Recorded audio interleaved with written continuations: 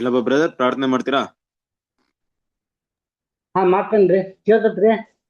ಕೆಲಸಿದೆ ಮಾಡಿ. ಪ್ರಾರ್ಥನೆ ಮಾಡಿಕೊಳ್ಳೋಣ.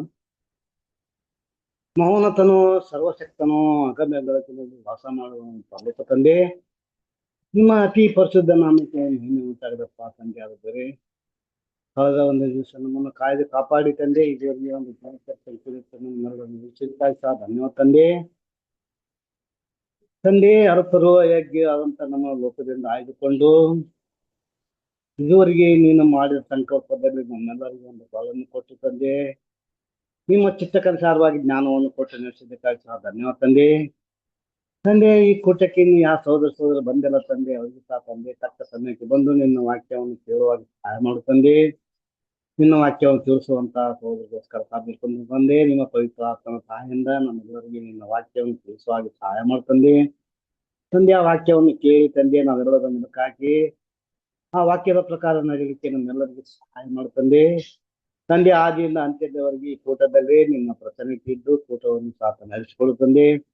ತಂದೆ, ಇದುವರೆಗೆ ನನ್ನ ಪ್ರಾರ್ಥನೆ ಕೇಳಬೇಕಾಗಿ ಸಹ ಧನ್ಯವಾದ ತಂದೆ. ಈ ಚಿಕ್ಕ ಪ್ರಾರ್ಥನಾ ನಮ್ಮೆಲ್ಲರ ರಕ್ಷಕನಾದ ಯೇಸು ಕ್ರಿಸ್ತನ ನಾಮದಲ್ಲಿ ಬೇಡ್ತೀನಿ ತಂದೆ, ಆಮೇಲೆ.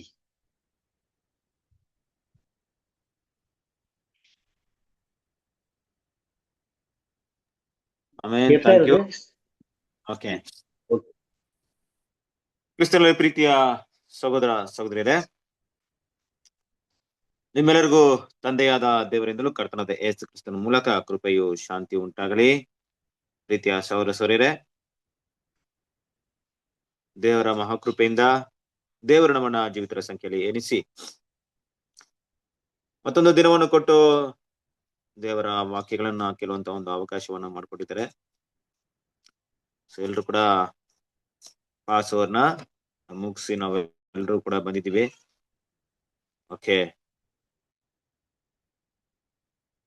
ಹಾಗಾಗಿ ಮುಂದಿರುವಂತಹ ದಿನಗಳಲ್ಲಿ ಹಲವಾರು ವಿಷಯಗಳನ್ನ ಇನ್ನು ಕೂಡ ನಾವು ಮಾಡಬೇಕಾಗಿದೆ. ಕ್ರಿಸ್ತನ ಪ್ರೀತಿಯ ಸಹೋದರರೇ, ಹೀಗೆ ಇವತ್ತು ನಮ್ಗೆ ಮುಂದುವರಿತಾ ರೋಮಪುರದವರಿಗೆ ಬರೆದಂತ ಪತ್ರಿಕೆಯ ಮುಂದುವರೆದಂತ ಭಾಗ ಕೂಡ ಇದೆ. ಎಷ್ಟನೇ ಒಂದು ಭಾಗವನ್ನು ನೋಡ್ತಾ ಇದ್ವಿ, ಎಲ್ಲಿ ಇದೀವಿ ಈಗ?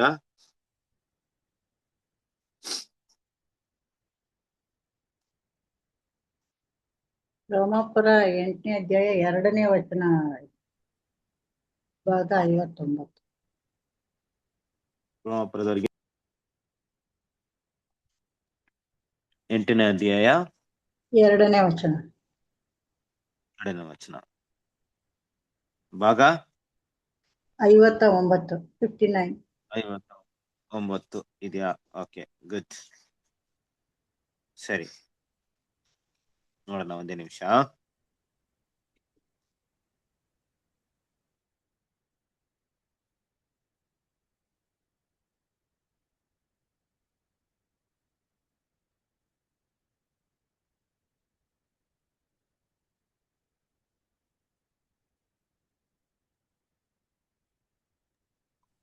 ಕ್ರಿಸ್ತನ ಪ್ರೀತಿಯ ಸಹೋದರರೇ, ರೋಮಪುರದವರಿಗೆ ಬರೆದಂತ ಪತ್ರಿಕೆಯಲ್ಲಿ 59ನೇ ಭಾಗದಲ್ಲಿ ಇದೀವಾ?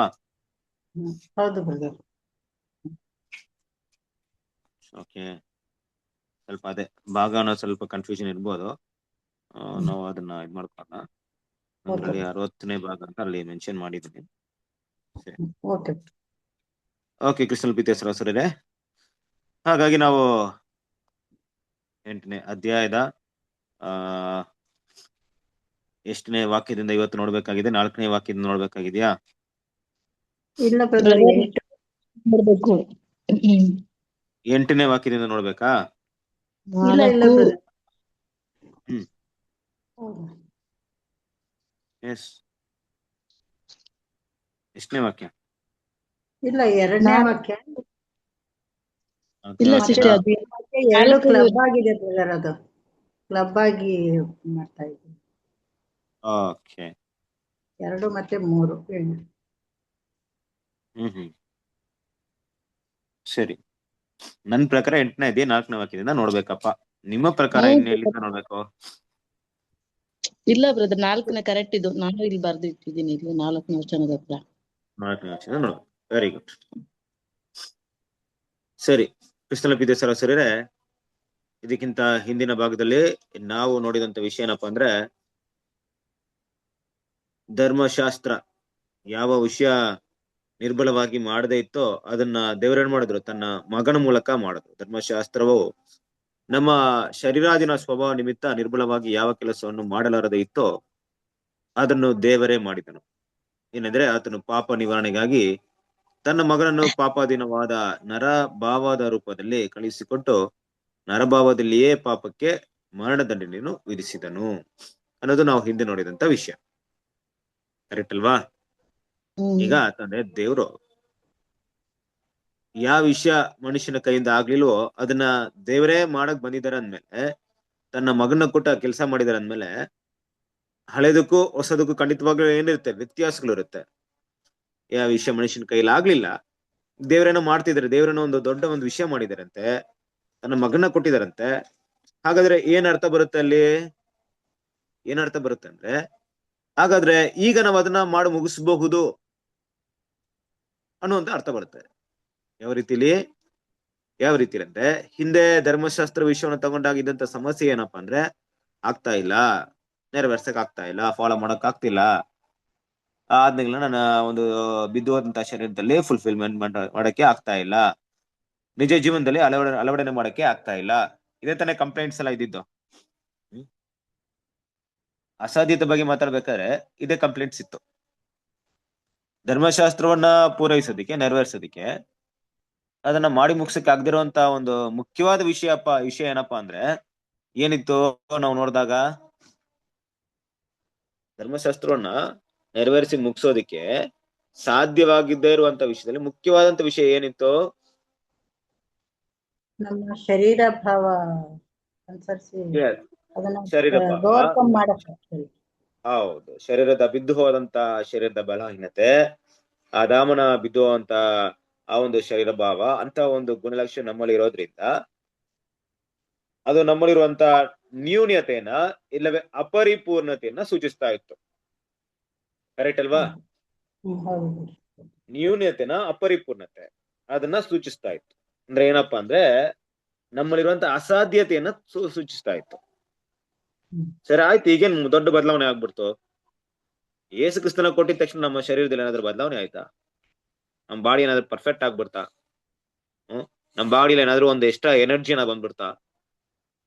ಒಂದ್ ಪವರ್ ಏನೋ ಬಂದ್ಬಿಡ್ತಾ? ಇವಾಗ ಹೆಂಗ್ ಮಾಡ್ಬಿಡ್ತೀವಿ ನಾವು?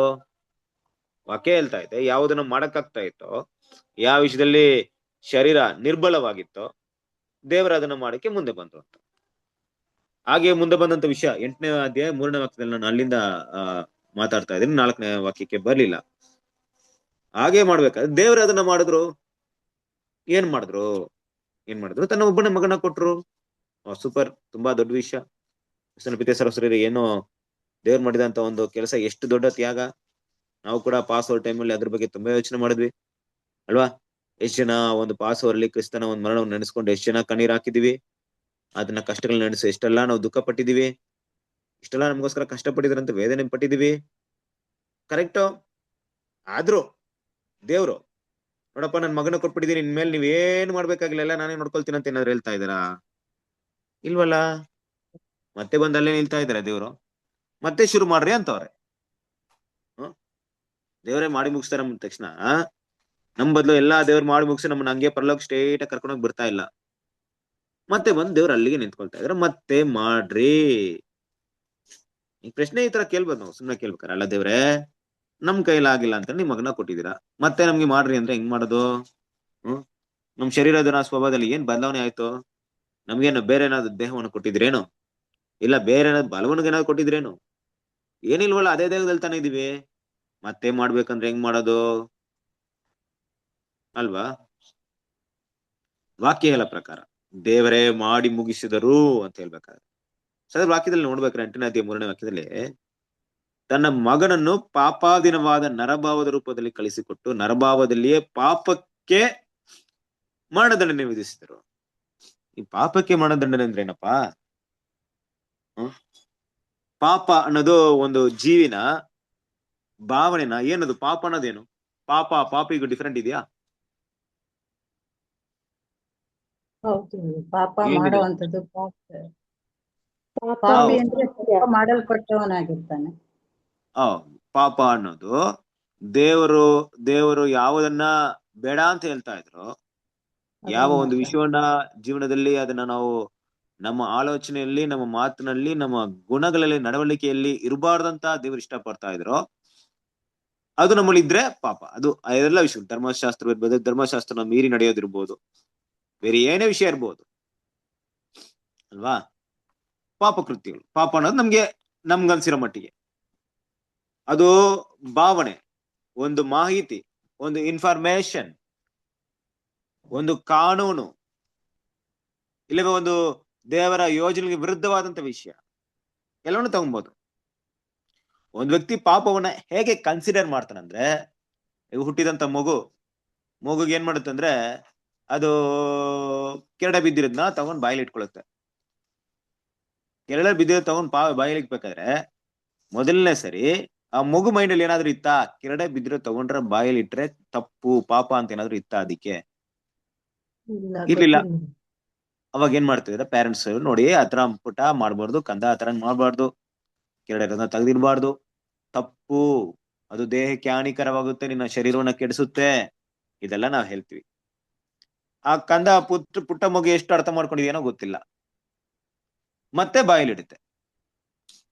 ಏನ್ ಮಾಡೋಣ?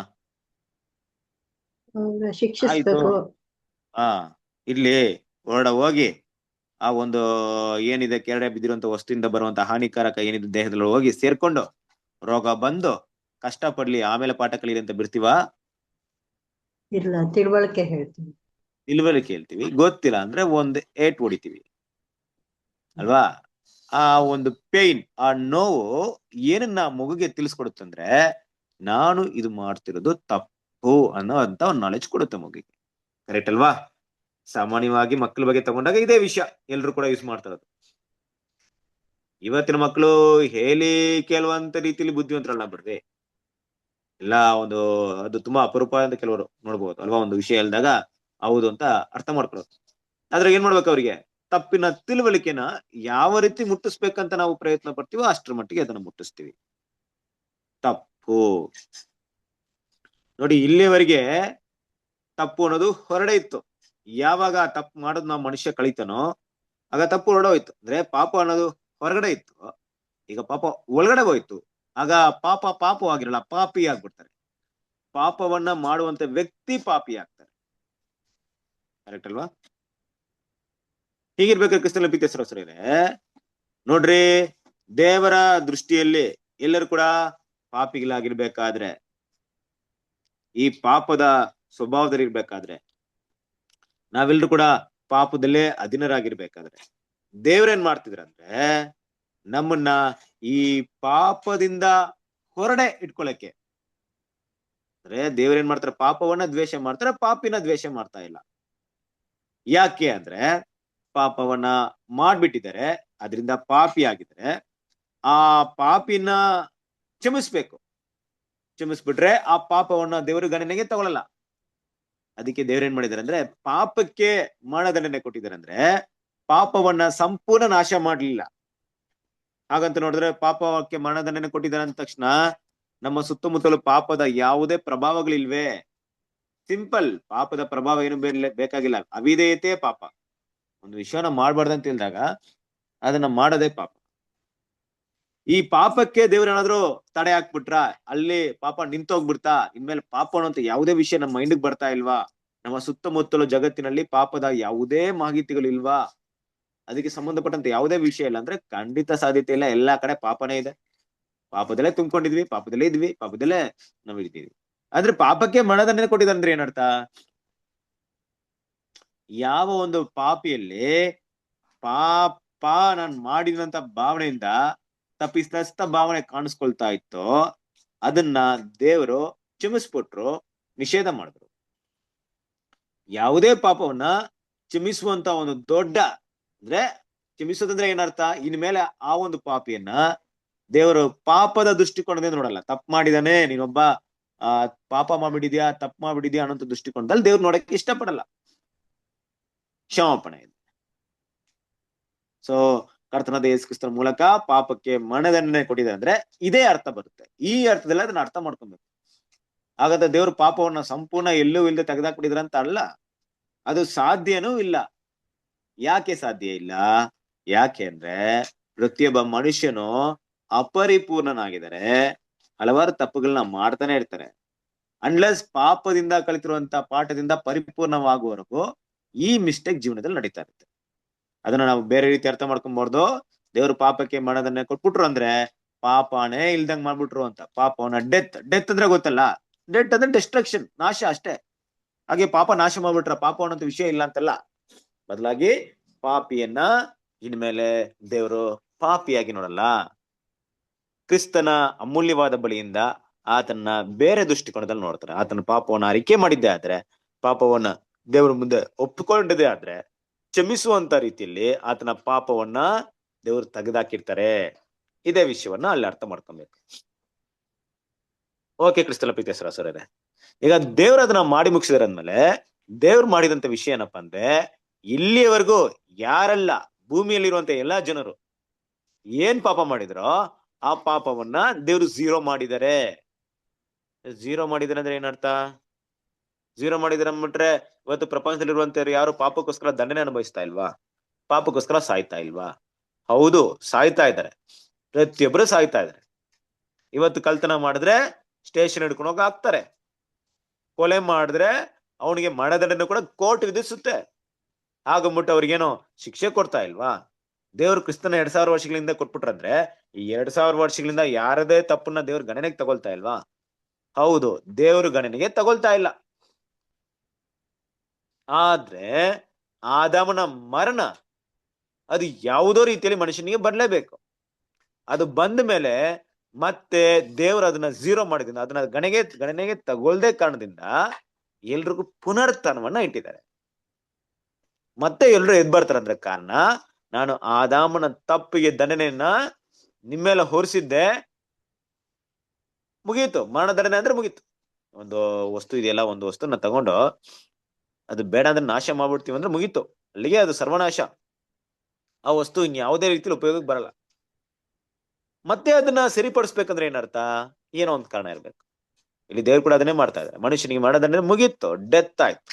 ಎಲ್ರು ಸತ್ತೋದ್ಮೇಲೆ ದೇವ್ರ ನೀತಿ ಫುಲ್ಫಿಲ್ಮೆಂಟ್. ಯಾವ ರೀತಿ ಫುಲ್ಫಿಲ್ಮೆಂಟ್? ದೇವ್ರ ಆದಾಮ್ಗೆ ಹೇಳಿದ್ರಲ್ಲ, ಪಾಪ ಮಾಡಿದ ದಿನ ಸತ್ತೆ ಸಾಯಿವಿ.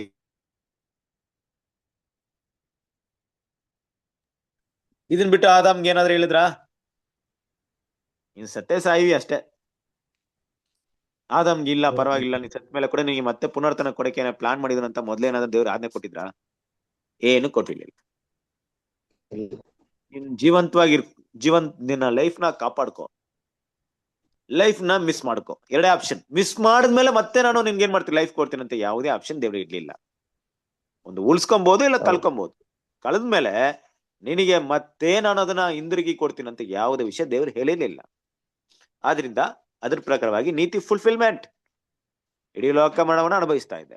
ಆದ್ರೆ ಮರಣವನ್ನ ಅನುಭವಿಸ್ತಾ ಇದೆ ಅನ್ನೋ ನಿಜವಾಗಿದ್ರು ದೇವರ ದೃಷ್ಟಿಯಲ್ಲಿ ಯಾರೂ ಸಾಯ್ತಾ ಇಲ್ಲ, ಎಲ್ಲರೂ ನಿದ್ರಾವಸ್ಥೆಯಲ್ಲೇ ಇದ್ದಾರೆ. ಅಂದ್ರೆ ಏನರ್ಥ? ಬೆಳಿಗ್ಗೆಯಿಂದ ಕೆಲಸ ಮಾಡ್ತಾ ಇದ್ವಿ, ಇವತ್ತು ಹೋದ್ವಿ, ಏನೋ ಒಂದು ಏಟು ಬಿತ್ತು, ಎಲ್ಲೋ ಬಿದ್ವಿ, ಕಾಲ್ ಏಟಾಯ್ತು, ಕಾಲಿಗೇನೋ ಸ್ವಲ್ಪ ರಕ್ತ ಬಂತು, ಆಸ್ಪತ್ರೆಗೆ ಹೋದ್ವಿ, ಬ್ಯಾಂಡೇಜ್ ಹಾಕೊಂಡ್ವಿ, ಮನೆಗ್ ಬಂದ್ವಿ, ತುಂಬಾ ಕಷ್ಟವಾಯ್ತು, ನಿದ್ರೆ ಮಾಡ್ಬೇಕಾಗಿದೆ, ಊಟ ಮಾಡಿ ನಿದ್ರೆ ಮಾಡ್ತಾ ಇದ್ವಿ. ಈ ಒಂದು ದಿನ ಅನ್ನೋ ಸೈಕಲ್ನ ನಮ್ಮ ಇಡೀ ಲೈಫ್ ಅಂತ ತಗೊಳ್ರಿ. ನಮ್ಮ ನಿದ್ರೆ ಮಾಡ್ತಾ ಇದೀವಲ್ಲ, ಆ ನಿದ್ರೆ ನಮ್ಮ ಡೆತ್ ಅಂತ ತಗೊಳ್ರಿ, ಆಯ್ತಾ? ಮತ್ತೆ ನಾಳೆ ಎದಲ್ತಾ ಇದೀವಿ. ಈ ಡೆತ್ ಆದ್ಮೇಲೆ ಮತ್ತೆ ಅಲ್ಲಿಂದ ಎದ್ದು ಬರುವಂತ ಒಂದು ಚಾನ್ಸಸ್ ಇದೆಯಲ್ಲ, ಅದು ದೇವರು ತನ್ನ ಮಗನ ಮೂಲಕ ಇಡೀ ಲೋಕಕ್ಕೆ ಇಟ್ಟಿರುವಂತ ಒಂದು ಕೃಪೆ. ಅದಕ್ಕೆ ಯಾರು ಯಾವತ್ತಿಗೂ ಏನ್ ಮಾಡಿಲ್ಲ, ಅದಕ್ಕಂತ ಏನೋ ದೊಡ್ಡ ತ್ಯಾಗ ಮಾಡಿಲ್ಲ. ದೇವರ ನೀತಿಯಲ್ಲೂ ಅದು ಇಲ್ಲ. ಕ್ರಿಸ್ತನ ಪ್ರೀತಿಯ ಸಹೋದರರೇ, ಹಾಗಿರ್ಬೇಕಾದ್ರೆ ದೇವ್ರ ಏನ್ ಮಾಡ್ತಿದ್ರೆ, ಹೇಗೆ ನಾವು ನಿದ್ರೆ ಮಾಡಿ ಬೆಳಿಗ್ಗೆ ಹೇಳ್ತೀವೋ ಹಾಗೆ ಇಡೀ ಜನಾಂಗವನ್ನ, ಮರಣವನ್ನ ದೇವ್ರು ಯಾವ ರೀತಿ ನೋಡ್ತಾ ಇದಾರೆ? ಇವತ್ತು ನಿದ್ರಾವಸ್ಥೆಯಲ್ಲಿ ನೋಡ್ತಾ ಇದ್ದಾರೆ. ಕರೆಕ್ಟಾ? ಅದಕ್ಕೆ ನಾವು ವಾಕ್ಯ ಓದ್ತಿಲ್ಲ, ಆದಾಮನಲ್ಲಿ ಎಲ್ಲರೂ ಮರಣ ಹೊಂದುವ ಪ್ರಕಾರ ಕ್ರಿಸ್ತನಲ್ಲಿ ಎಲ್ಲರೂ ಏನ್ ಮಾಡ್ತಾರೆ? ಮತ್ತೆ ಮತ್ತೆ ಎದ್ದು ಬರ್ತಾರೆ, ಪುನರುತ್ಥಾನವಾಗ್ತಾರೆ. ನೋಡ್ರಿ, ದೇವ್ರಿಟ್ಟಿರುವಂತ ವಿಷಯ, ದೇವ್ರು ಇಡೀ ಲೋಕವನ್ನ ಹೀಗೆ ಝೀರೋ ಮಾಡಿದರೆ ಇದನ್ನ ಅರ್ಥ ಮಾಡ್ಕೊಬೇಕು. ಇವತ್ತು ಹೆಂಗಿದ್ರು ಮನುಷ್ಯ ಸತ್ತೇ ಸಾಯ್ತಾರೆ, ಮತ್ತೆ ಎದ್ದು ಬರ್ತಾರೆ. ಒಂದು ವಿಚಾರದಲ್ಲಿ ಹೇಳ್ಬೇಕಾದ್ರೆ ಇಡೀ ಲೋಕದ ಮೇಲೆ ದೇವ್ರಿಟ್ಟಿರುವಂತ ಮಹಾಕೃಪೆ ಒಂದ್ ಕಡೆ ಆದ್ರೂ, ಇನ್ನೊಂದು ವಿಷಯಕ್ಕೆ ಬರೋಣ. ಇನ್ನೊಂದು ವಿಷಯ ಏನಪ್ಪಾ ಅಂದ್ರೆ, ಆಯ್ತು ಬ್ರದರ್, ದೇವ್ರು ಮತ್ತೆ ಜೀವ ಕೊಡ್ತಾರೆ. ಜೀವ ಕೊಟ್ಟಿದ್ಮೇಲೆ ಅಲ್ಲಿ ನಾವು ಎಂದೆಂದಿಗೂ ಜೀವಂತವಾಗಿರ್ತೀವ? ಅಲ್ಲೂ ಕೂಡ ನಾವು ಒಳ್ಳೆಯವರ ಕೆಟ್ಟವರ ಅಂತ ಪ್ರೂವ್ ಮಾಡ್ಬೇಕಂದ್ರೆ, ಹೌದು, ದೇವ್ರ ಆದಾಮನಿಂದ ಬಂದಂತ ಮರಣವನ್ನ ತೆಗೆದಾಕಿದ್ರು, ಪಾಪಿನ ಕ್ಷಮಿಸ್ಬಿಟ್ರು. ಆದ್ರೆ ಪಾಪವನ್ನ ಆ ಪಾಪಿ ಮತ್ತೆ ಮಾಡಿದ್ರು, ಪಾಪಿ ಆಗ್ತಾನೆ. ಪಾಪಿನ ಕ್ಷಮಿಸಿ ನೀತಿವಂತನಾಗಿರುವಂತ ಆ ಒಂದು ನೀತಿವಂತ ವ್ಯಕ್ತಿ ಪಾಪ ಮಾಡಿದ್ಮೇಲೆ ಮತ್ತೆ ಅವನಿಗೆ ಏನ್ ಹೆಸರು ಬರುತ್ತೆ? ಪಾಪಿ. ಹೀಗೆ ನಾನು ಪಾಪ ಮಾಡದೇ ಇರ್ಬೇಕಲ್ಲ. ಅದಕ್ಕೆ ಕ್ರಿಸ್ತನ ಮರಣದಲ್ಲಿ ಏನ್ ದಾರಿ ಇದೆ? ಕ್ರಿಸ್ತನ ಮರಣ ಇವತ್ತು ಕಾನ್ಸಂಟ್ರೇಷನ್ ಮಾಡುವಂತ ದೇವ್ರ ಮಕ್ಕಳ ಎಲ್ಲಾ ಒಂದು ತಪ್ಪನ್ನ, ಪಾಪವನ್ನ ಅರಿಕೆ ಮಾಡಿದಾಗ ಕ್ಷಮಿಸ್ಬಿಡ್ತು. ಸೇಮ್ ಪ್ರೊಸೀಜರ್ 1000 ವರ್ಷ ಆಳ್ವಿಕೆಯಲ್ಲಿ. 1000 ವರ್ಷ ಆಳ್ವಿಕೆ ಏನಪ್ಪಾ ಅಂದ್ರೆ, ಯಾರು ತಮ್ಮ ಪಾಪವನ್ನು ಅರಿಕೆ ಮಾಡೋದಕ್ಕೆ ಜೀವಂತವಾಗಿಲ್ಲ. ಅದಕ್ಕೆ ದೇವ್ರು ನೀವೆಲ್ಲ ಅರಿಕೆ ಮಾಡಿದ್ಮೇಲೆ ಕ್ಷಮಿಸ್ತಾ ಇದ್ದೆ, ನೀವೆಲ್ಲ ಸತ್ತೋಗ್ಬಿಟ್ಟಿದ್ರೆ ಅದಕ್ಕೆ ನಿಮ್ಗೆ ಕ್ಷಮಿಸಲ್ಲ ಅಂತಲ್ಲ. ದೇವ್ರು ಎಲ್ಲರೂ ಪುನರ್ತನ ಕೊಟ್ಬಿಡ್ತಾರೆ. ಅವ್ರು ಆಮೇಲೆ ರಿಯಲೈಸ್ ಮಾಡಿ ಅದನ್ನ ದೇವ್ರ ಹತ್ರ ಆರಿಕೆ ಮಾಡ್ತಾರೆ, ತಪ್ಪಾಯ್ತು ಅಂತ ರಿಯಲೈಸ್ ಮಾಡ್ತಾರೆ, ಅದ್ ಬೇರೆ ವಿಷಯ. ಯಾಕಂದ್ರೆ ಯಾರು ಲೈಫಲ್ಲಿ ಇಲ್ಲ.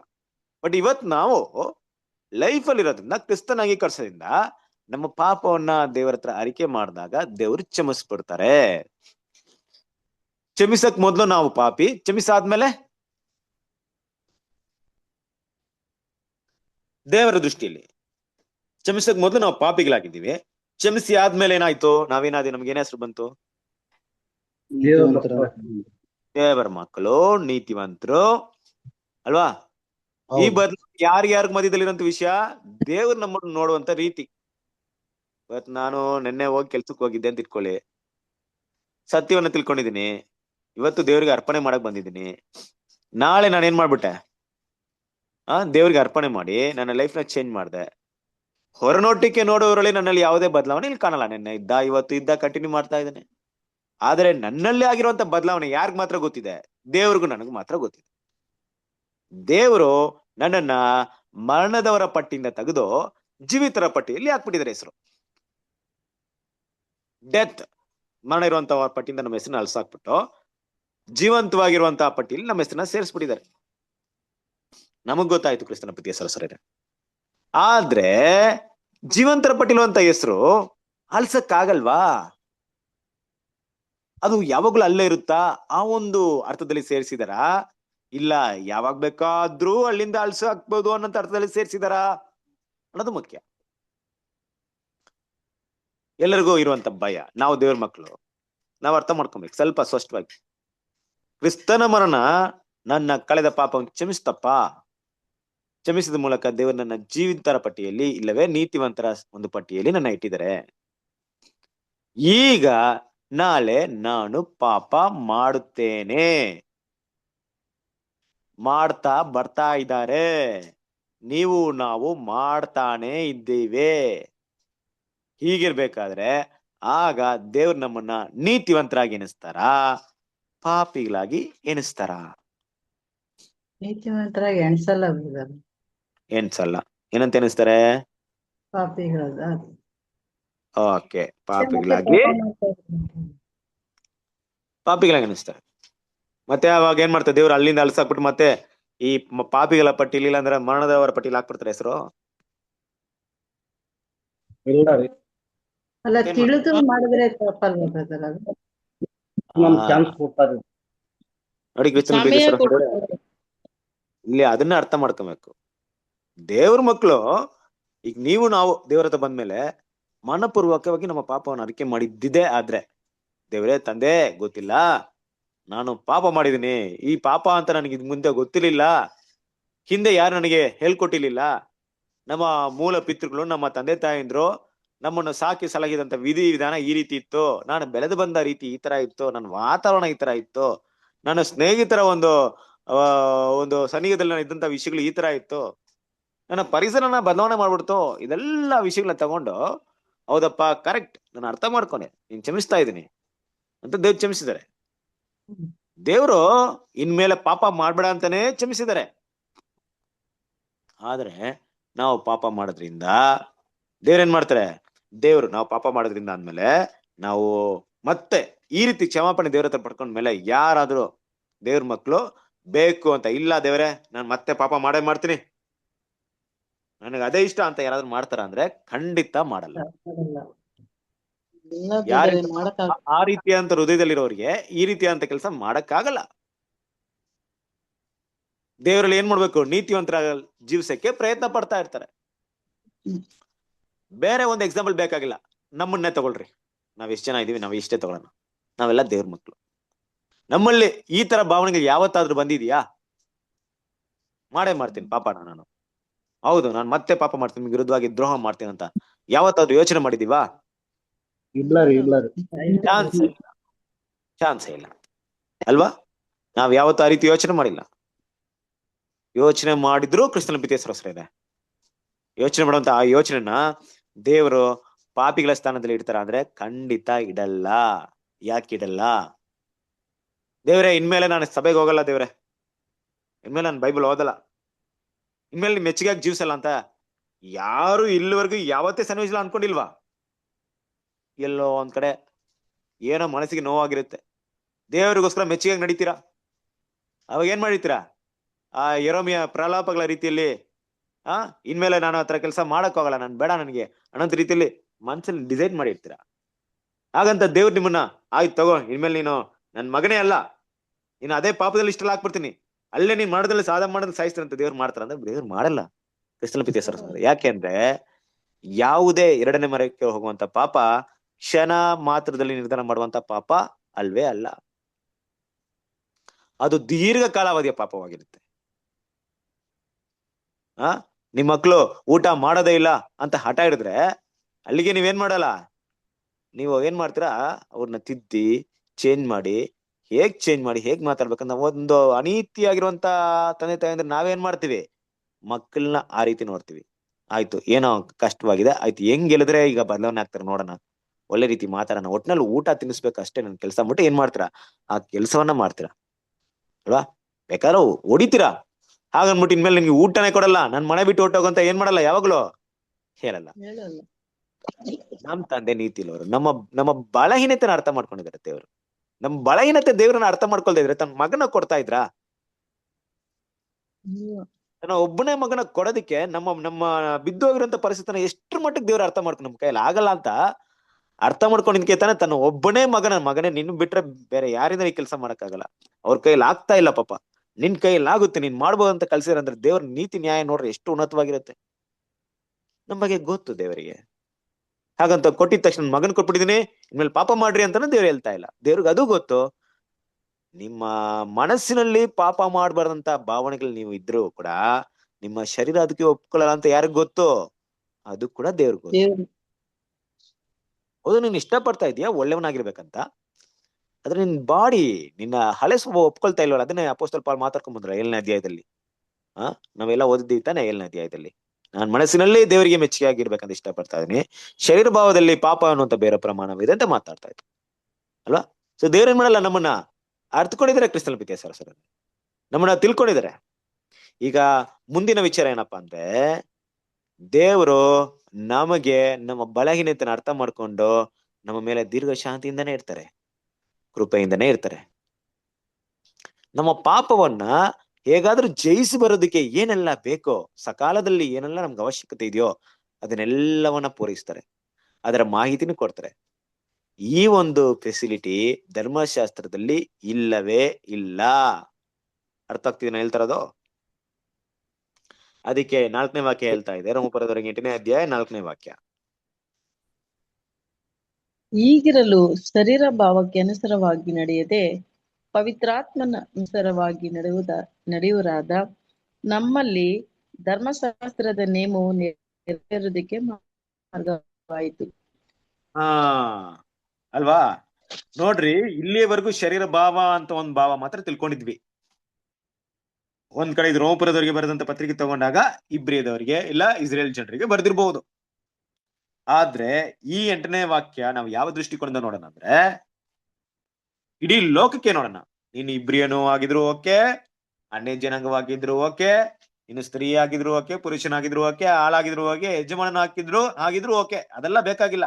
ಏನ್ ಬೇಕಾದ್ರೆ ಇರೋ, ಕ್ರಿಸ್ತನಲ್ಲಿ ಬಂದ್ಮೇಲೆ ಇನ್ಮೇಲೆ ಶರೀರ ಭಾವ ಅನುಸಾರವಾಗಿ ನಡೆಯದೆ ಹಳೆದೆಲ್ಲ ಏನಿದೆಯೋ ಅದನ್ನೆಲ್ಲ ಬಿಟ್ಬಿಟ್ಟು ಪವಿತ್ರಾತ್ಮಾನುಸಾರವಾಗಿ ನಡೆಯುವರಾದ ನಮ್ಮಲ್ಲಿ ಧರ್ಮಶಾಸ್ತ್ರದ ನಿಯಮ ನೆರವೇರುವುದಕ್ಕೆ ಮಾರ್ಗವಾಯಿತು. ಪವಿತ್ರಾತ್ಮನನ್ನು ಅನುಸರಿಸಿ ನಾನು ನಡೆಯೋದಾಗಿದ್ರೆ ಧರ್ಮಶಾಸ್ತ್ರನ ಫುಲ್ಫಿಲ್ಮೆಂಟ್ ಮಾಡ್ತೀನಿ. ಅಂದ್ರೆ ಏನಪ್ಪಾ ಅದು ಧರ್ಮಶಾಸ್ತ್ರ? ಇದು ಪವಿತ್ರಾತ್ಮಾನುಸಾರವಾಗಿ ನಡೆಯೋದು ಅಂದ್ರೆ ಏನು? ಈ ಶರೀರ ಭಾವ ಅನುಸಾರ ನಡೆಯೋದು ಅಂದ್ರೆ ಏನು ಅಲ್ವಾ? ಅದ್ರ ಮಕ್ಳು ಅದನ್ನ ಆದಷ್ಟು ನಾನು ಎಷ್ಟು ದೇವರು ನಾಲೆಜ್ ಕೊಟ್ಟಿದಾರೋ ಇಲ್ಲ ನನ್ನ ಕೈಲಿ ಏನು ಸ್ಟಡಿ ಮಾಡೋಕ್ಕಾಗದೋ ಅದನ್ನ ನಾನು ತಿಳ್ಸಕ್ಕೆ ಪ್ರಯತ್ನ ಪಡ್ತೀನಿ. ನಿಮ್ ಕೈಲಾದಷ್ಟು ಅದನ್ನ ಸ್ಟಡಿ ಮಾಡಿ ಇನ್ನು ಕ್ಲಿಯರ್ ಆಗಿ ಅರ್ಥ ಮಾಡ್ಕೊಳ್ಳೋಣ. ಅಂದ್ರೆ ನೋಡಿ, ಗಲಾತ್ಯದವರಿಗೆ 5ನೇ ಅಧ್ಯಾಯ 14ನೇ ವಾಕ್ಯ ಹೋದ್ರಿ. ನಾನು ಹೇಳುವುದೇನೆಂದರೆ, ಪವಿತ್ರಾತ್ಮನನ್ನು ಅನುಸರಿಸಿ ನಡೆದುಕೊಳ್ಳಿರಿ, ಆಗ ನೀವು ಶರೀರ ಭಾವದ ಅಭಿಲಾಷೆಗಳನ್ನು ಎಷ್ಟು ಮಾತ್ರಕ್ಕೂ ನೆರವೇರಿಸುವುದಿಲ್ಲ. ಹೌದು ಕ್ರಿಸ್ತನ ಪ್ರೀತಿಯ ಓದುವಂತ ಪ್ರತಿ ವಾಕ್ಯವನ್ನ ಪವಿತ್ರಾತ್ಮನ ಸಹಾಯದಿಂದ ಓದಕ್ಕೆ ಪ್ರಯತ್ನ ಪಡೋಣ ಪ್ರತಿ ಸರಿ ಕೂಡ. ಪವಿತ್ರಾತ್ಮದಿಂದ ಓದೋದಂದ್ರೆ ಏನು? ಪವಿತ್ರಾತ್ಮದಿಂದ ಓದೋದಂದ್ರೆ ಏನ ಅರ್ಥ ಬರುತ್ತಂದ್ರೆ ಆದಷ್ಟು ಆ ವಿಷಯಗಳನ್ನ ಸ್ಪಷ್ಟವಾಗಿ ಅರ್ಥ ಮಾಡ್ಕೊಳ್ಳಕ್ಕೆ ಪ್ರಯತ್ನ ಪಡೋಣ. ನಿಜ ಏನ್ ಹೇಳ್ತಾ ಇದ್ದೀವಿ, ವಾಕ್ಯ ಯಾವ ಅರ್ಥವನ್ನ ಕೊಡ್ತಾ ಇದೆ, ಪ್ರತಿಯೊಂದು ನನ್ನ ಮನಸ್ಸಿನಲ್ಲಿ ಸ್ಪಷ್ಟವಾಗಿ ಅರ್ಥವಾಗಿದೆಯಾ? ಸ್ಪಷ್ಟವಾಗಿ ಅರ್ಥವಾಗಿದೆ ಅಂದ್ರೆ ಏನು? ಸ್ಪಷ್ಟವಾಗಿ ಅರ್ಥವಾಗಿದೆ ಅಂದ್ರೆ ಯಾವ ವಿಷಯನ ನನ್ನ ಜೀವನದಲ್ಲಿ ಸ್ಪಷ್ಟವಾಗಿ ಅಳವಡನೆ ಮಾಡಕ್ಕೆ ನನಗೆ ಬರುತ್ತೋ, ನಾಲೆಜ್ ಇದೆಯೋ ಅದನ್ನ ನಾನು ಸ್ಪಷ್ಟವಾಗಿ ಅರ್ಥ ಮಾಡ್ಕೊಂಡಿದ್ದೀನಿ. ಯಾವ ವಿಷಯನ ಬೇರೆಯವ್ರಿಗೆ ಸರಿಯಾದ ರೀತಿಯಲ್ಲಿ ಹೇಳ್ಕೊಡಕ್ಕೆ ನನಗೆ ನಾಲೆಜ್ ಬರುತ್ತೋ ಅದನ್ನ ನಾನು ಸ್ಪಷ್ಟವಾಗಿ ಅರ್ಥ ಮಾಡ್ಕೊಂಡಿದ್ದೀನಿ. ನನಗೆ ಅರ್ಥವಾಗಿಲ್ಲ, ನಾನು ಲೈಫಲ್ಲಿ ಹೆಂಗ್ ಅಪ್ಲೈ ಮಾಡ್ತೀನಿ, ನನಗೆ ಅರ್ಥವಾಗಿಲ್ಲ, ನಾನು ಬೇರೆಯವ್ರಿಗೆ ಹೆಂಗ್ ಹೇಳ್ಕೊಡ್ತೀನಿ, ಈ ರೀತಿ ಬೇಡ.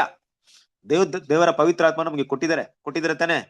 ಪ್ರತಿಯೊಬ್ಬ ದೇವರ ಮಕ್ಕಳು ಕೊಟ್ಟಿದ್ದಾರೆ. ಪವಿತ್ರಾತ್ಮ ಅನ್ನೋದೇನಪ್ಪಾ ಅಂದ್ರೆ ನಿಮ್ಮ ಕೈಯಲ್ಲಿ ಎಣ್ಣೆ ಇದೆ, ಆದ್ರೆ ನೀವು ಬೆಳಕನ್ನ ಹಚ್ತಾ ಇಲ್ಲ. ಯೋಚನೆ ಮಾಡ್ರಿ, ಆ ಬೆಳಕನ್ನ ಹಚ್ಚಿದ್ರೆ ಏನಾಗುತ್ತೆ? ಎಣ್ಣೆ ಖಾಲಿ ಆಗುತ್ತಾ ಇಲ್ಲ ಹಾಗೆ ಇರುತ್ತಾ?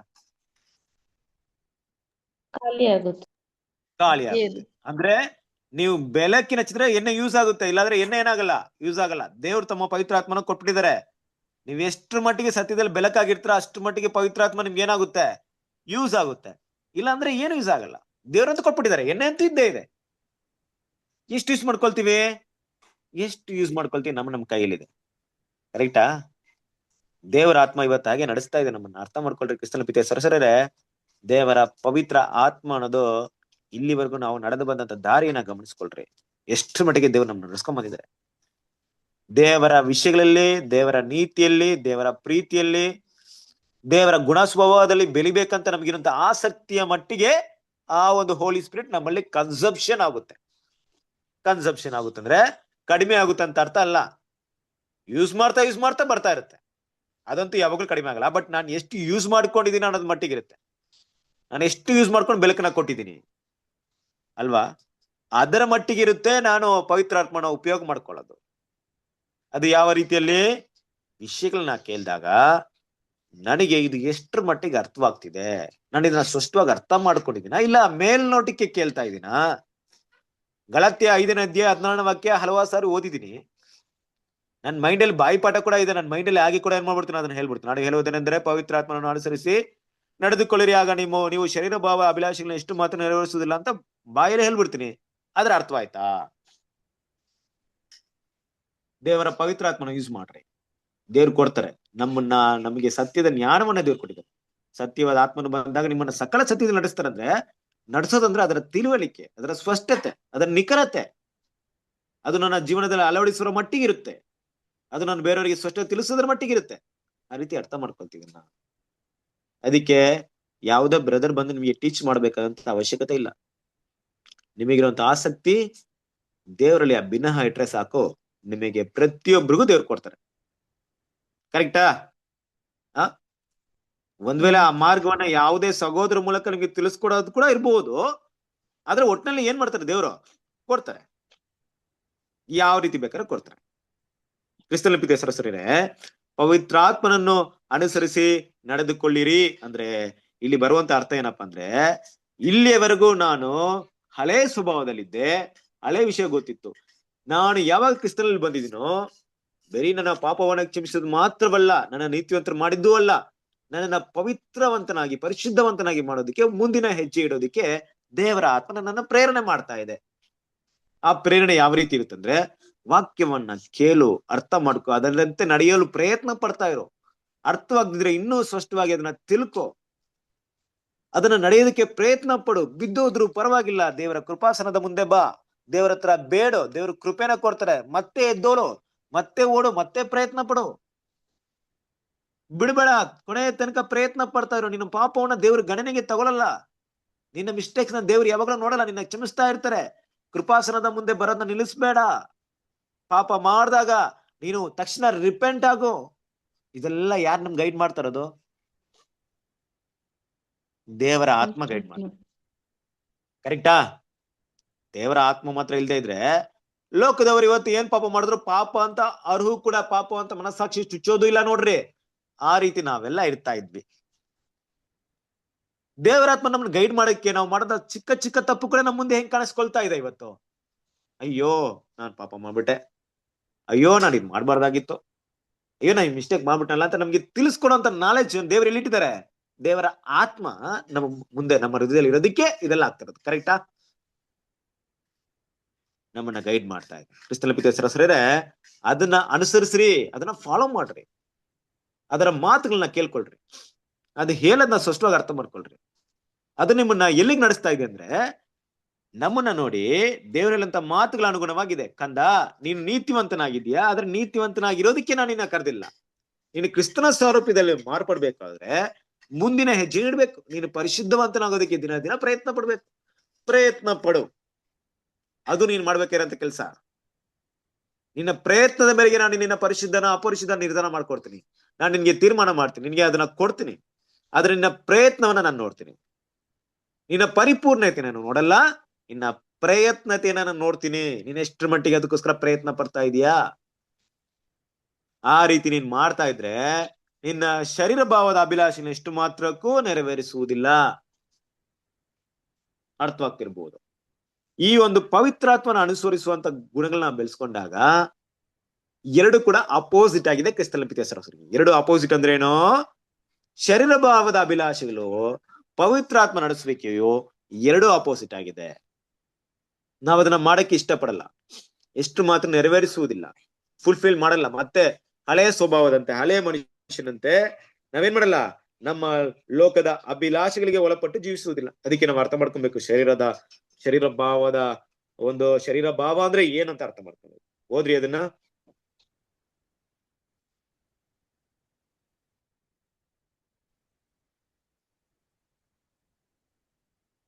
ಕಾಣಿಸ್ತಾ ಇದೆಯಾ ಸ್ಕ್ರೀನ್ ಅಲ್ಲಿ? ಹೋದ್ರಿ.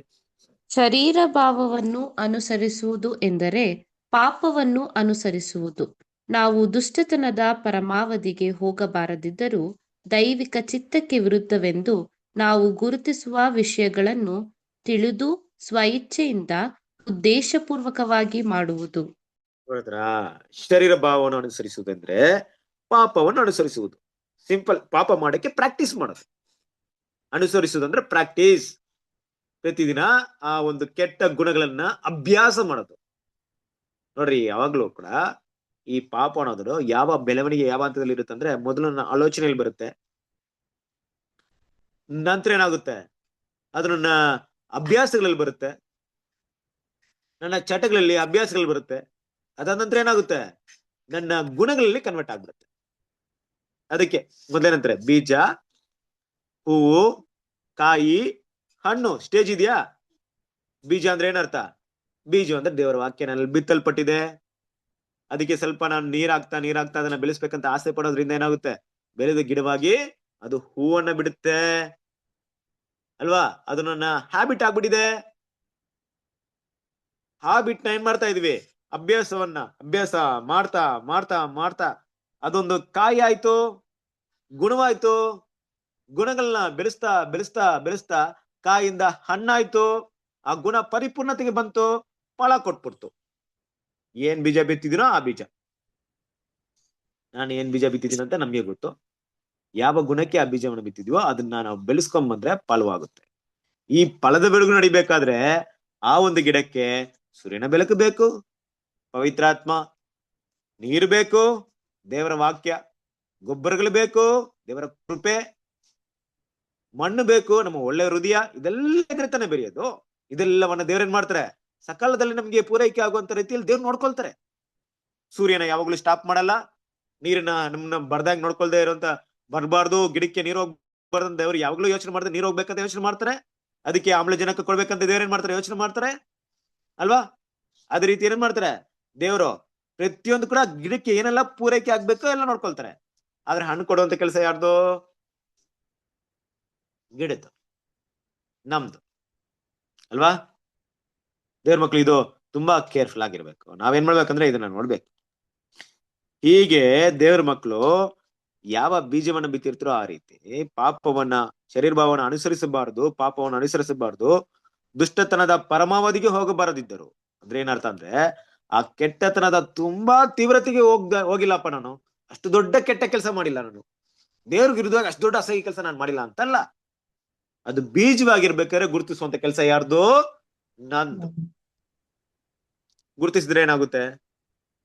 ಬೀಜವಾಗಿರ್ಬೇಕಾದ್ರೆ ಗುರುತಿಸಿದ್ರೆ, ನನ್ನ ಆಲೋಚನೆಯಲ್ಲಿ ಬಂದಾಗ್ಲೇ ಅದನ್ನ ನಾನು ತಡೆದ್ರೆ ತುಂಬಾ ಒಳ್ಳೇದು. ಅದು ನನ್ನ ಅಭ್ಯಾಸವಾಗಿ ಬೆಳೆಯಲ್ಲ. ಆದ್ರೆ ನನ್ನ ಆಲೋಚನೆಯಲ್ಲಿ ತಡಿಲಿಲ್ಲ ಅಂದ್ರೆ ಅದೇ ಒಂದು ಬೀಜ ಬೆಳೆದು ಅಭ್ಯಾಸವಾಗ್ಬಿಡುತ್ತೆ, ಹ್ಯಾಬಿಟ್ ಆಗ್ಬಿಡುತ್ತೆ. ಯಾವ್ದು ಈಸಿ? ನನ್ನ ಆಲೋಚನೆಯಿಂದ ತೆಗೆದಾಕೋದು ಈಸಿನಾ? ನನ್ನ ಗುಣ ಅಭ್ಯಾಸಗಳನ್ನ ಬದಲಾವಣೆ ಮಾಡ್ಕೊಳ್ಳೋದು ಈಸಿನಾ? ಎಸ್, ಬೀಜವಾಗಿದೆ ತೆಗೆದಾಕ್ಬಿಟ್ರೆ ಚಿಕ್ಕ ಪರಿಶ್ರಮದಲ್ಲಿ ನನ್ನ ಕೆಲಸ ಮುಗಿಯುತ್ತೆ. ಅಭ್ಯಾಸವಾಯ್ತು ಅಂದ್ರೆ ಅದನ್ನ ತೆಗೆದಾಕೋದು ತುಂಬಾನೇ ಕಷ್ಟವಾಗಿದೆ. ಇನ್ನು ಅದು ಗುಣವಾಯ್ತು ಅಂದ್ರೆ, ಗುಣ ಫಲವಾಗ್ಬಿಡ್ತು ಅಂದ್ರೆ ತುಂಬಾನೇ ಕಷ್ಟ ಅಲ್ವಾ?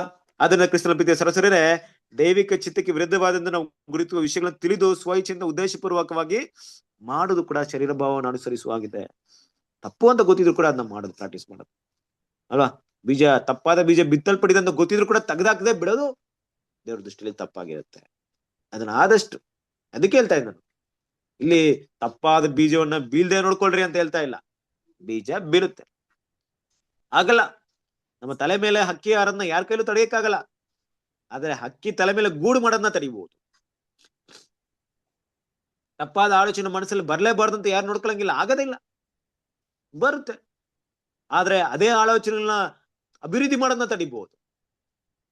ಆ ಆಲೋಚನೆಗಳಿಗೆ ನಮ್ಮ ಎಲ್ಲಾ ಒಂದು ಮನಸ್ಸಿನ ಭಾವನ ಕೊಟ್ಟು ಅದನ್ನ ಗುಣಗಳಾಗಿ ಕನ್ವರ್ಟ್ ಮಾಡೋಂತ ಮುಂದಿನ ಹಂತಕ್ಕೆ ಇರ್ಬೋದು, ಅಭ್ಯಾಸಗಳ ಹಂತಕ್ಕೆ ಇರ್ಬೋದು, ಅಲ್ಲಿ ನಾವು ತಡಿಬಹುದು ದೇವ್ರ ಮಕ್ಕಳು. ಅದು ನಮಗೆ ಮುನ್ನೆಚ್ಚರಿಕೆ. ದೇವ್ರ ಆತ್ಮದ ಮೂಲಕ ನಮಗೆ ಗೈಡ್ ಮಾಡ್ತಾರೆ, ನೋಡಿ ಇದು ತಪ್ಪು, ಈ ಆಲೋಚನೆ ತೆಗೆದಾಕು. ದೇವ್ರ ಹೇಳಿದ ಮನಸ್ಸಿನಲ್ಲಿ ಆಲೋಚನೆ ಮಾಡಿದ್ರೆ ಪಾಪ ಅಂತ ಹೇಳಿದ್ರ ತಾನೆ. ತುಂಬಾ ಕಷ್ಟವಾದ ವಿಷಯ ಅದು. ದೇವ್ರ ಮಕ್ಕಳಿಗೆ ಮನಸ್ಸಲ್ಲಿ ಬರುತ್ತೆ ಕೆಲವೊಂದು ಆಲೋಚನೆಗಳು, ಅದ್ರೇನ್ ಮಾಡ್ಬೋದು? ಅವಾಗ್ಲೇ ತೆಗೆದಾಕ್ಬೇಕು. ಅದಕ್ಕೆ ಕರ್ತನದ ಯೇಸು ಕ್ರಿಸ್ತನ ಶೋಧನೆ ನೋಡ್ತೀವಿ. ಕಲ್ಲುಗಳನ್ನ ರೊಟ್ಟಿ ಮಾಡೋ ಅನ್ನೋದು ಆಲೋಚನೆ ಅಂತ ನನಗೆ ಬಂದಿತ್ತು. ನನ್ನಲ್ಲಿ ಇದೆಯಾ ಶಕ್ತಿ ಇದೆಯಲ್ಲ, ದೇವ್ರು ಕೊಟ್ಟಿರುವಂತ ಉನ್ನತವಾದಂತ ಒಂದು ಶಕ್ತಿ ಇದೆಯಲ್ಲ, ನನಗೆ ಪವರ್ ಇದೆಯಲ್ಲ, ನೋಡೋಣ ನಾನು ಏನ್ ಮಾಡೋಣ, ಇವತ್ತು ಹಸಿತಾ ಇದೆ ನನಗೆ, ಈ ಕಲ್ಲನ್ನ ರೊಟ್ಟಿ ಮಾಡ್ತೀನಿ ನೋಡನ್ವಾ ಅಂತ ಒಂದು ಆಲೋಚನೆ ಬಂತು. ಅಯ್ಯಯ್ಯೋ, ಇಲ್ಲ ಇಲ್ಲ ಇಲ್ಲ, ಅದು ಪಾಪದ ಒಂದು ವಿಷಯ. ಯಾವ ರೀತಿ ನಾನು ದೇವ್ರು ಕೊಟ್ಟಿರುವಂತ ಒಂದು ಅದ್ಭುತ ಕಾರ್ಯಗಳನ್ನ, ನನಗೆ ಕೊಟ್ಟಿರುವಂತ ವರಗಳನ್ನ ನಾನು ಸ್ವಾರ್ಥಕ್ಕೋಸ್ಕರ ಬಳಕೆ ಮಾಡ್ಕೊಬಾರ್ದು. ನಾನು ತ್ಯಾಗ ಮಾಡಕ್ ಬಂದಿದ್ದೀನಿ, ನನ್ನನ್ನ ತ್ಯಾಗ ಮಾಡ್ಬಿಟ್ಟಿದೀನಿ, ನಾನು ನನಗೋಸ್ಕರ ಅದನ್ನ ಉಪಯೋಗ ಮಾಡ್ಕೊಳಕಿಲ್ಲ. ಅರ್ಥ ಮಾಡ್ಕೊಂಡ್ರು, ಮನುಷ್ಯನು ರೊಟ್ಟಿಯಿಂದ ಮಾತ್ರವಲ್ಲ ದೇವರ ಬಾಯಿಂದ ಬರುವಂತ ಪ್ರತಿಯೊಂದು ಮಾತಿಂದ ಬದುಕೋನು. ನೋಡ್ರಿ, ಯೇಸು ಕ್ರಿಸ್ತನು ತನ್ನ ಥಾಟ್ಸ್ ಬೀಜವಾಗಿ ಬಿತ್ತಲ್ಪಟ್ಟಾಗ್ಲೇ ತೆಗೆದಾಕಿದ್ರು, ಮುಂದಿನ ಹಂತಕ್ಕೆ ಹೋಗ್ಲಿಲ್ಲ. ದೇವ್ರ ಮಕ್ಕಳು ನಮ್ಗೂ ಇದೇ ವಿಷಯವನ್ನ ದೇವ್ರು ಹೇಳ್ತಾರದು. ಈ ವಿಷಯ ಧರ್ಮಶಾಸ್ತ್ರದಲ್ಲಿ ಇಲ್ಲ. ದೇವ್ರ ಮಕ್ಳಿಗೆ ಏನಪ್ಪಾ ಇದೆ ಅಂದ್ರೆ, ನಮ್ಮ ಥಾಟ್ಸ್ ಅಲ್ಲಿ ಬೀಜ ಬಿತ್ತಲ್ಪಟ್ಟಾಗ್ಲೇ ದೇವರ ವಾರ್ನಿಂಗ್ ನಿಮ್ಮಲ್ಲಿ ಬರುತ್ತೆ. ಮಗನೇ ಮಗಳೇ, ನೋಡು, ಇದು ತಪ್ಪಾದ ತಿಳುವಳಿಕೆ, ಇದು ತಪ್ಪಾದ ಆಲೋಚನೆ, ಬಿಟ್ಬಿಡು. ಬರುತ್ತಾ ಬರಲ್ವಾ? ದೇವ್ರ ವಾಕ್ಯದ ಮೂಲಕ ದೇವ್ರು ನಮ್ಗೆ ಮಾತಾಡಲ್ವಾ? ಮಾತಾಡ್ತಾರೆ ತಾನೆ. ಹೌದು, ಅದೇ ದೇವರ ಆತ್ಮದಲ್ಲಿ ನಡೆಸಲ್ಪಡೋದು. ಆಗ ನಾವು ಆತ್ಮಕ್ಕೆ ಕಿವಿಗೊಟ್ಟು ಅದನ್ನ ತೆಗೆದಾಕುವಂತ ಕೆಲಸವನ್ನ ಮಾಡ್ಬೇಕು. ಓದ್ರಿ ಈ ವಿಷಯವನ್ನ.